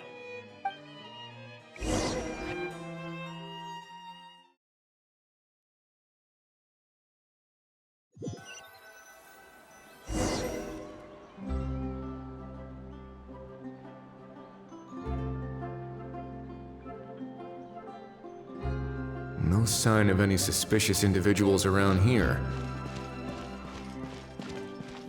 Auroran has entered the elevator as planned. I'll head over to the plaza now.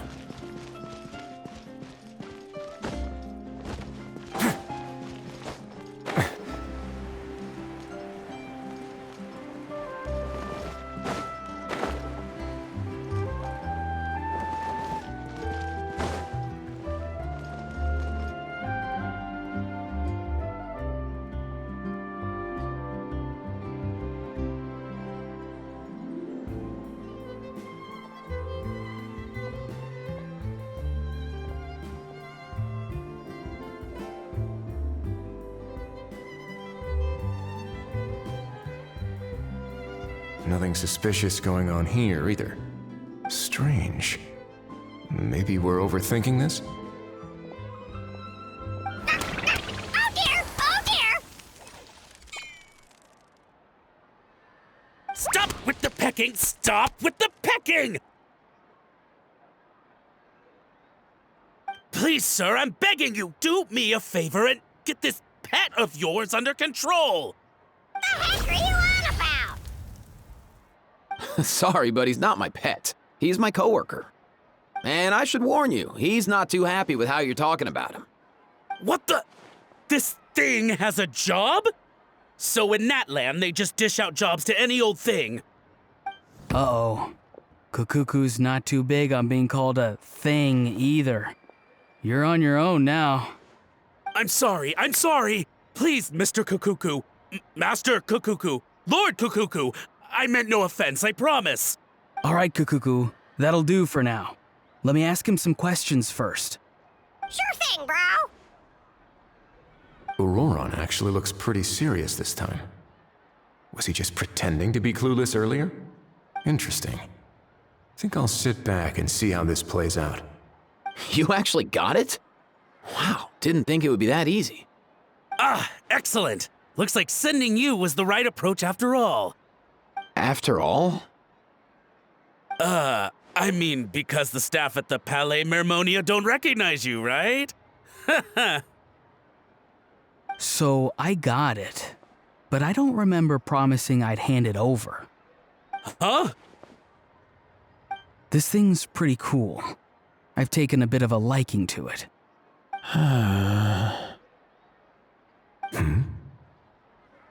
Please don't do this, my good sir, my master, my lord. My very life hangs in the balance. His life hangs in the balance? If this means so much to you, what are you gonna offer me in return? Are you trying to get him to say my life? How'd you know that? Because I watched that film with you. You should drop the act. We don't want a real misunderstanding in our hands. You're probably right. But honestly, I don't know what else to say. Sorry, this is the most myself I can be. Is that enough? Enough. More than enough. Who's this dude? Just think of me as a staff member from the Palais Mermonia. Now, if you don't mind, I have some questions for this gentleman about that life or death treasure you were just discussing. Truthful answers appreciated, of course. Oh no, I'm toast now. What's that supposed to mean? You don't think the Palais Mermonia has the ability to protect our citizens? No, I mean, yes, of course they do. Please ask away. I could do that. But I'd rather you just tell the whole story, from the beginning. I suppose I only have myself to blame. Such a rare antique, I couldn't resist. I'm a collector of antiques. Nothing excites me more than rare, old relics, and to be completely honest, if someone's selling, I'm buying. I don't care to ask where they sourced their goods. As for the seller of this particular item, well, I've never met him in person. We've had some prior dealings, but always under the cover of coded ads in some shady tabloids. Lost and found notices, missing person ads, that sort of thing. As long as I took care to hide a time and place somewhere within the text, then slipped some mora into the envelope before submitting the ad, it would get published.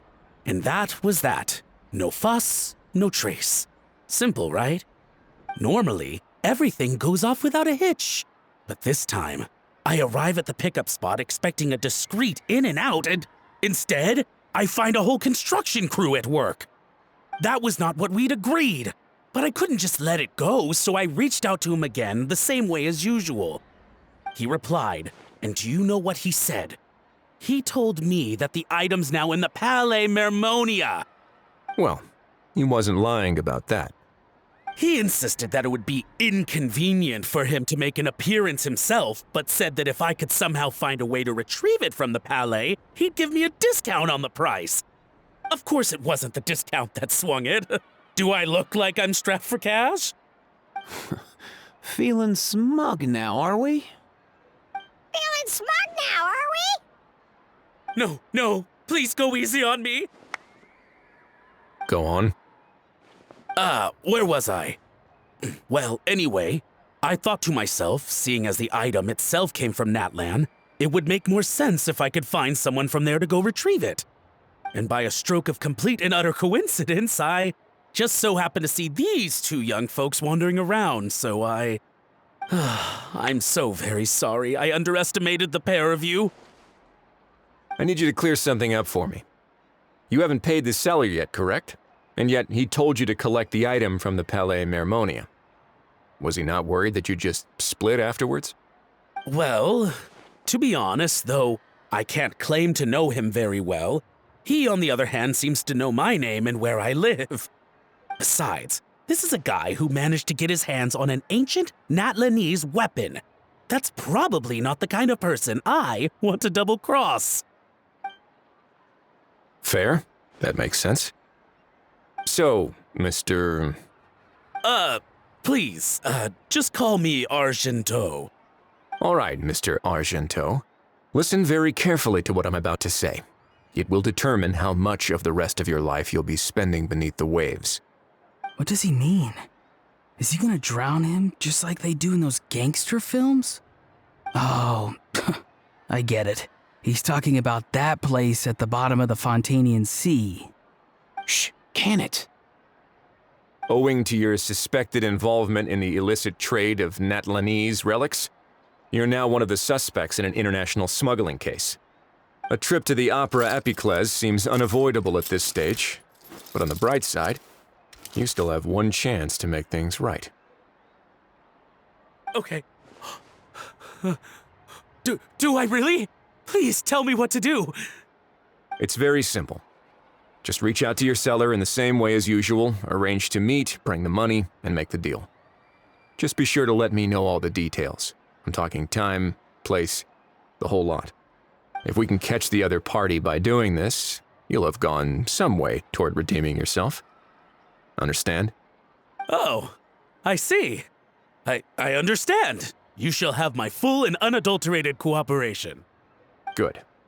Don't break the law, and don't even think about making a run for it. The Palais Mermonia will be watching you and ensuring your safety. All right, take the box, but leave your ID and other documents behind. You can go now.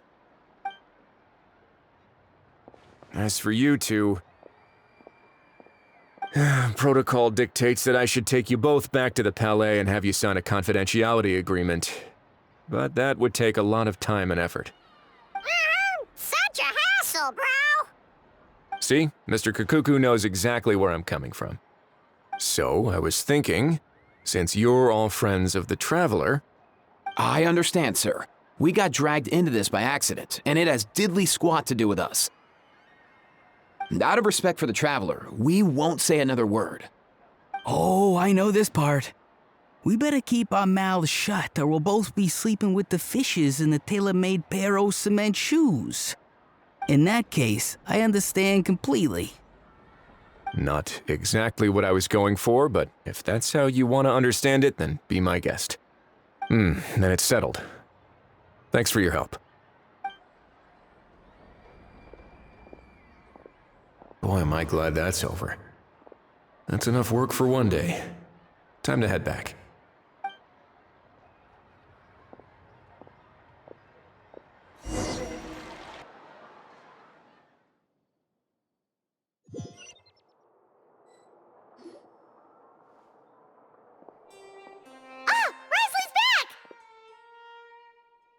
Judging by your expression, it must be good news, huh? It went smoothly, on the whole.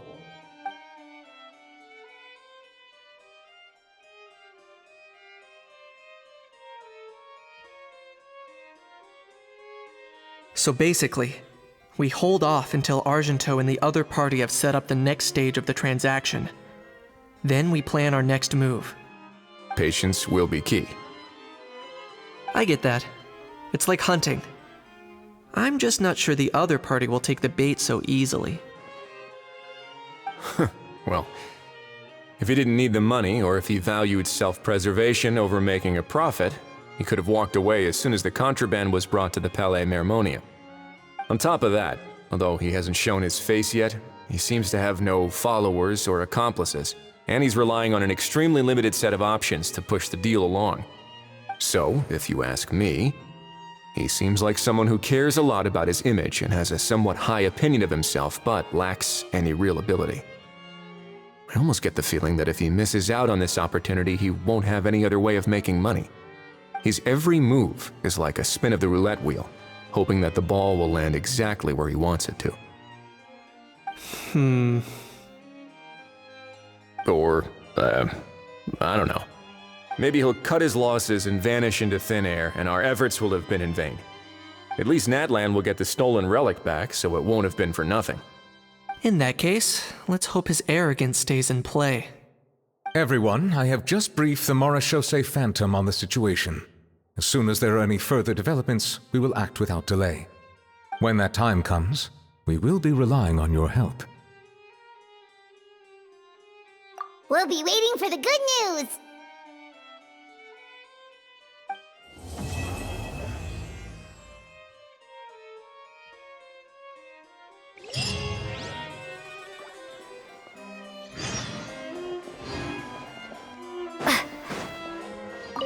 On the topic of kidnapping cases, how exactly do we define the subject of a kidnapping? According to the regulations, I mean. Aside from humans, do pets count? What about sentient non-human beings? Of course, melazines go without saying, but what about a being like Kakuku? I am surprised that you are unfamiliar with the legal provisions on this matter. If I knew all the laws like the back of my hand, I wouldn't have ended up in the fortress of Meripede, would I? That is no laughing matter, Wriothesley.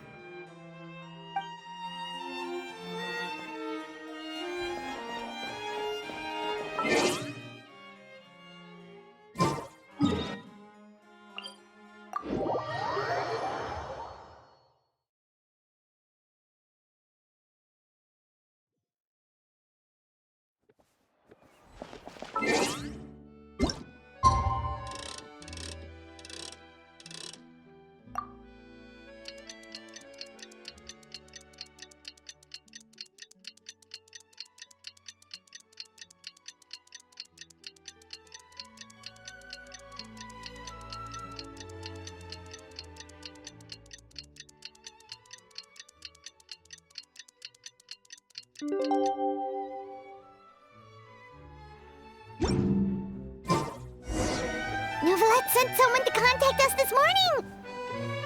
That must mean there's been some progress! No time to waste! Let's head out!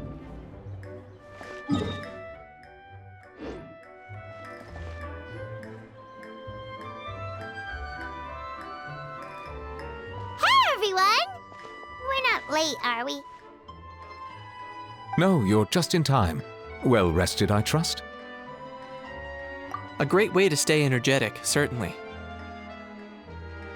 We received word from Mr. Argenteau yesterday, confirming the time and location of the transaction. It'll take place this afternoon, and it turns out it'll be somewhere we all know pretty well, too. The film Fantasyland restaurant. Oh, really? Huh. He sure does like that place. Seems like you share our concerns, Traveler. Indeed. Capturing someone in a crowded event venue will be much more challenging than in an open area. The criminal might try to blend in with the crowd, or even escape by taking hostages. In light of this, we've had to make additional preparations. As soon as we received the news yesterday, we began coordinating with the Marechaussee Phantom and the Special Security and Surveillance Patrol. We'll be deploying lots of undercover agents on site. If things go south, the safety of the civilians will be our top priority. Of course, fingers crossed, everything will go without a hitch. I noticed a bunch of familiar faces from the previous case, like Captain Chevreuse of the Special Patrol, so I'm feeling optimistic. We'll trust your instincts, then. Oh, yeah, and by the way, we've also been in communication with Miss Lapine Pauline and Miss Navia. The Spina di Rosula will provide support within a controlled scope, so there's no need to worry. The only potential issue is with Miss Escoffier. You know what? That might not be such a bad idea. Ahem. All right, no more jokes. Miss Escoffier has made it clear that she doesn't want her restaurant to suffer any losses as a result of this operation. But, well, I have a feeling things might not go quite as smoothly as she hopes. To be honest, we shouldn't have dragged you into this in the first place, and it's caused you quite enough trouble already. The Fontanian authorities should be able to handle the rest from here. But still, I'm guessing you'd like to see how it all turns out. Well then, feel free to head down to the scene, but just stay alert and play it by ear. You won't necessarily have to do anything, unless things go pear-shaped, of course. I'll do my best to ensure that things don't escalate to that point. Of course. There are still a lot of unanswered questions, but our intel so far indicates that the culprit's from Natlan. Plus, I'm already a witness in this case. Might as well see this thing through to the end. That's the Knight we know and love!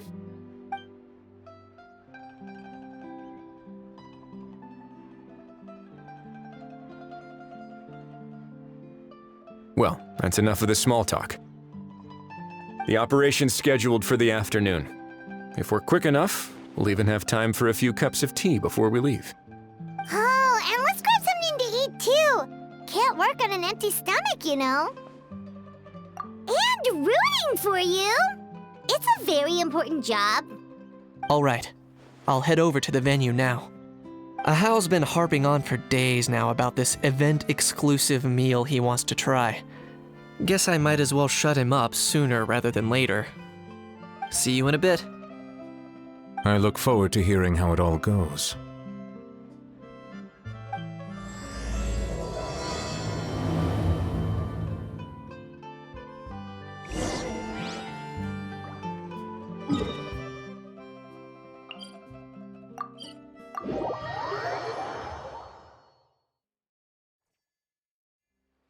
This beach seems to be getting livelier by the day.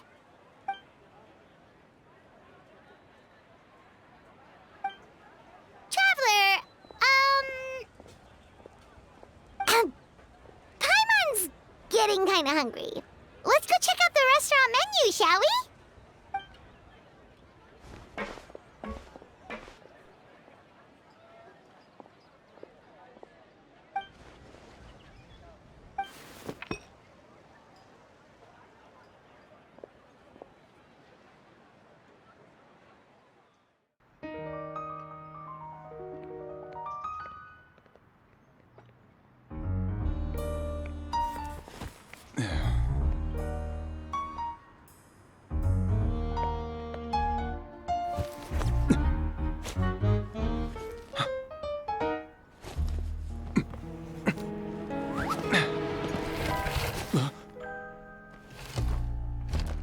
Your friend thought you might be thirsty.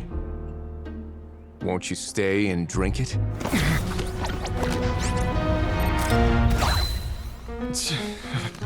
I tend to steer clear of drinks left out in the open.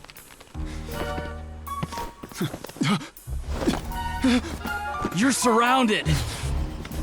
Give up and come with...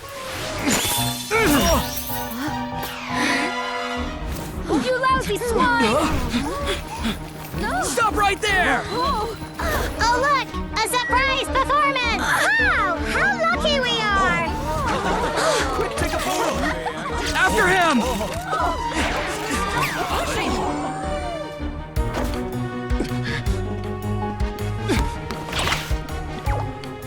Sorry, my guy. Unlicensed and illegally docked. This boat's not going anywhere.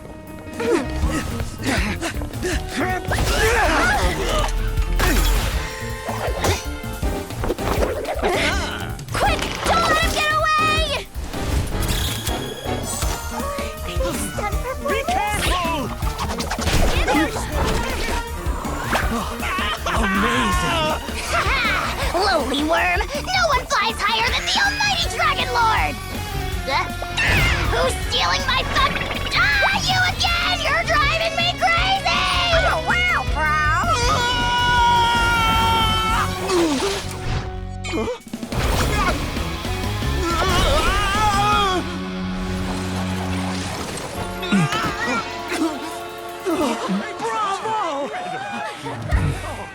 All right, that's a wrap.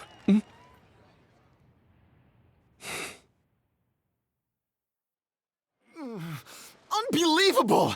You can't just drag someone around like that! Such blatant disregard for human life! I'm gonna sue the living daylights out of you! Will you now? I think I did you a favor by pulling you away from your audience. Saved you some face at the very least. As for whether you were facing up or down along the way, well, that was your decision, wasn't it? Why, you...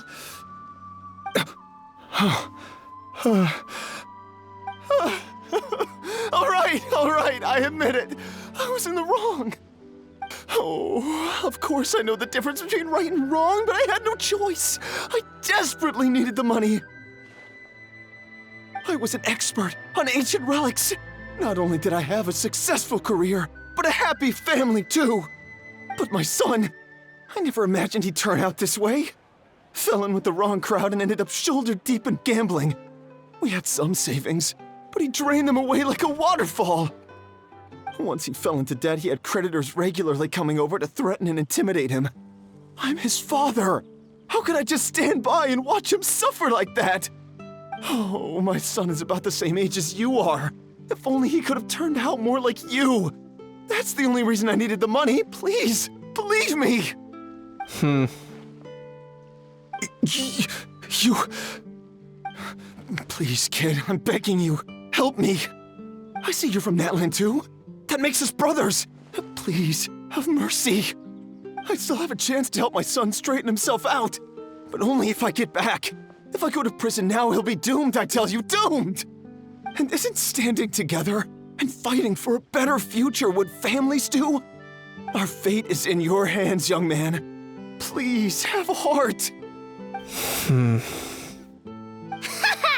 Something wrong, Kanich? Gone soft, have we?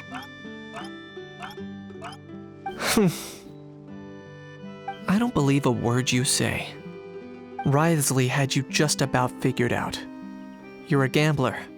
Pure and simple. A gambler? Me? Nonsense! I told you, it's my son! First of all, are you really from Natland? You've been keeping tabs on the gun's whereabouts this whole time. You should have recognized at least one familiar face by now. On top of that, the way you threatened to sue me? Spoken like a true Fontanian, if you ask me. Huh? What kind of logic is that? I can explain. I actually grew up in... I don't want to hear another word. Aaaaha, here's your chance. Shut someone else up for once. The moment I've been waiting for. Eat this, scumbag! Being a compulsive liar is one of the hallmarks of a die-hard gambler. I bet you're just a Fontanian pretending to be from Natland. Even if you have any friends or family to speak of, I'm guessing they've long since cut all ties with you.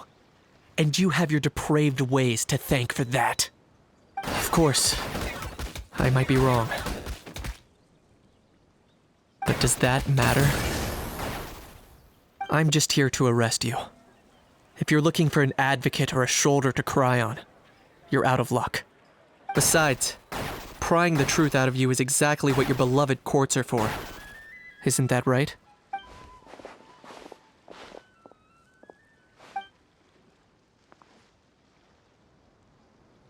Many thanks.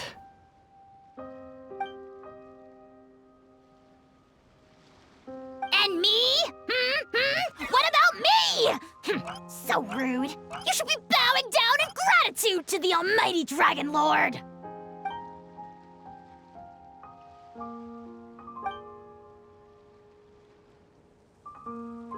Hey, what do you mean? Hold it right there! Don't worry. I'm fine. I wasn't the one who just got dragged all the way here. Little Kanich, thinking back to when you were just an itty-bitty boy, Kanich, aren't ya? Aw, don't start crying like a little baby. I am the Almighty Dragon Lord! No servant of mine will be seen acting so weak and pathetic in public! What are you on about? Still, I suppose there's no point hiding it from you. To put it plainly, I can't stand gamblers. They're the most irresponsible people in the entire world. No respect for the principle that you have to give in order to get. They'll tell 1,000 lies for a single coin, deluding themselves into thinking they can use it to gamble their way to a vast fortune. But we all know that even when it looks like you're getting something for free, there's always an unseen cost. In the past, I also ended up paying a price for my father's gambling losses. I don't want anyone else to end up in a similar situation if I can help it. Don't feel sorry for me. I certainly don't feel sorry for myself. They say that people are shaped by their past, and since I've made it this far, I must have done a lot of things right. We should never punish ourselves for the mistakes of others. Instead, I choose to remember the moments that helped me grow. Like when I first learned to use a grappling hook, or the very first time I yearned for knowledge. Yeah, I believe you. Let's get going. If we don't head back soon, we'll cause more unnecessary worry.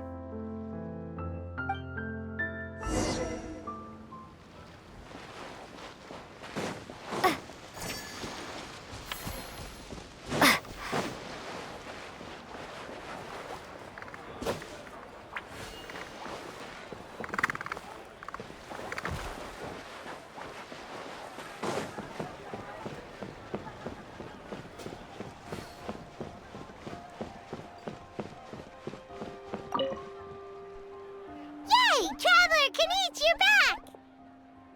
We just saw Chevro's taking the criminal away! She looked pretty pleased with herself.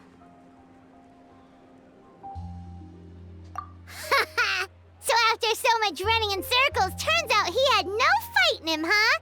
Guess running away was the only trick up his sleeve. Oh, also, Risley said to let you know that he's already left. He went to report back to the Palais Mermonia. Apparently, the Mari show say Phantom's preparing to carry out an in-depth investigation into illegal gambling activities. Sounds like they'll have their hands full. Anyway, that's for the Palais to worry about, not really our concern.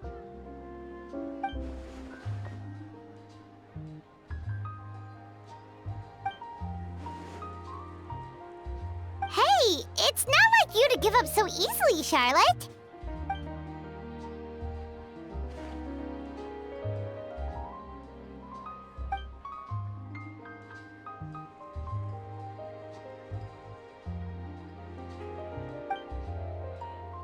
Make sure you pick the best shots of Paimon. Oh, already gone. Hope she heard that.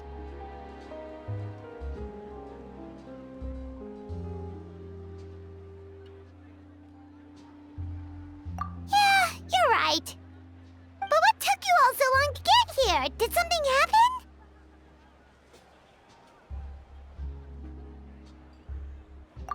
If you say so. Poor little Kanich. No one was there to pat him on the head, so he went off to cry all on his own. For real now? Seems more likely that Aha was the one crying. Hey! You little... To be honest, I haven't decided yet. At the moment, I've got nothing urgent to get back for. And, in any case, the court might need me to testify again. Plus, that gun's still a key piece of evidence. I'll probably have to wait until the case is closed before I can return it to Natlan. So, I guess I'll be sticking around to enjoy the beach a little longer.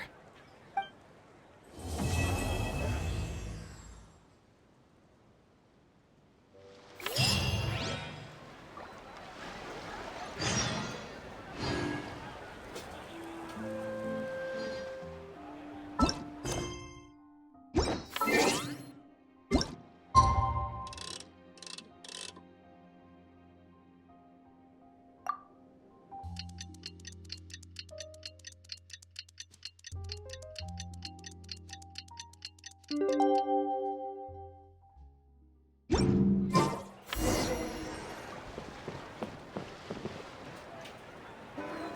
that things have reached this point, we should add a pinch of salt. A dash of pepper, actually. Brilliant. Huh?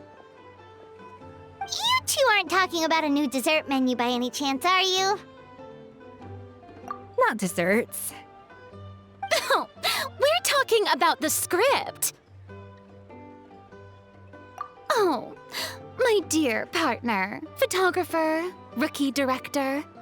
Our creativity must keep up with the overflowing enthusiasm of our fans. There's no room for dull scripts on my stage. Plot twists should strike the audience like a cloud of pepper, leaving them sneezing in surprise. Achoo! The same logic applies in catering. I once heard Miss Emily mention that pepper could be used in perfumes. Perhaps I could find a way to make it work in desserts too. A peppery kick to complement the delicate sweetness of cream, perhaps. Wow, the two of them seem to be working together so well. I'm struggling to imagine what a pepper cake would taste like, though. Well, well, what do we have here? Escoffier's making a new cake? Oh, how exciting! When it's ready, do let me know. I'd love to try it. Is it just Paimon, or does it seem like everyone's even more enthusiastic now that they've finished their work? Why shouldn't they be? When your hard work pays off, that's when you should celebrate. It's like a batch of fresh macarons. You should never let fear of sweetness stop you from adding all the filling you please. After all, if there's ever a time to pile on the sugar, it's when you're making macarons. Pile on the sugar! Pile on the sugar! And why are we piling on the sugar? Lapine Pauline, you're here! Is it ready? Of course! It all went according to plan. Huh? Were you off on some kind of important task? I was indeed. Please accept this.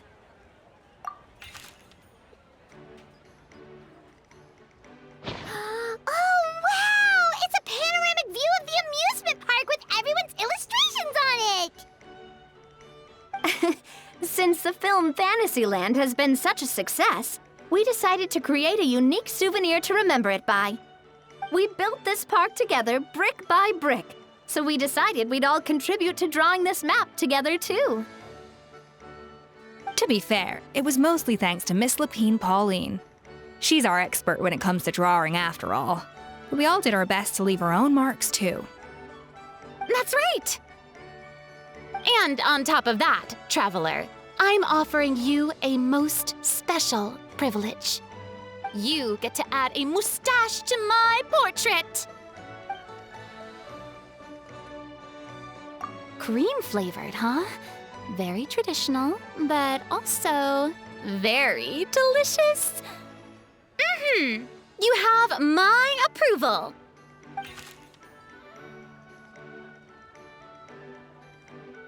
All right then. Now that you're the proud owner of this commemorative map, you can draw as many different flavored mustaches on it as you like. Sounds like a pretty tasty map. We'll look after it well. Great! Your satisfaction is our #1 priority. Everything's all in order. Now it's time to relax. Forget about work and just enjoy the park.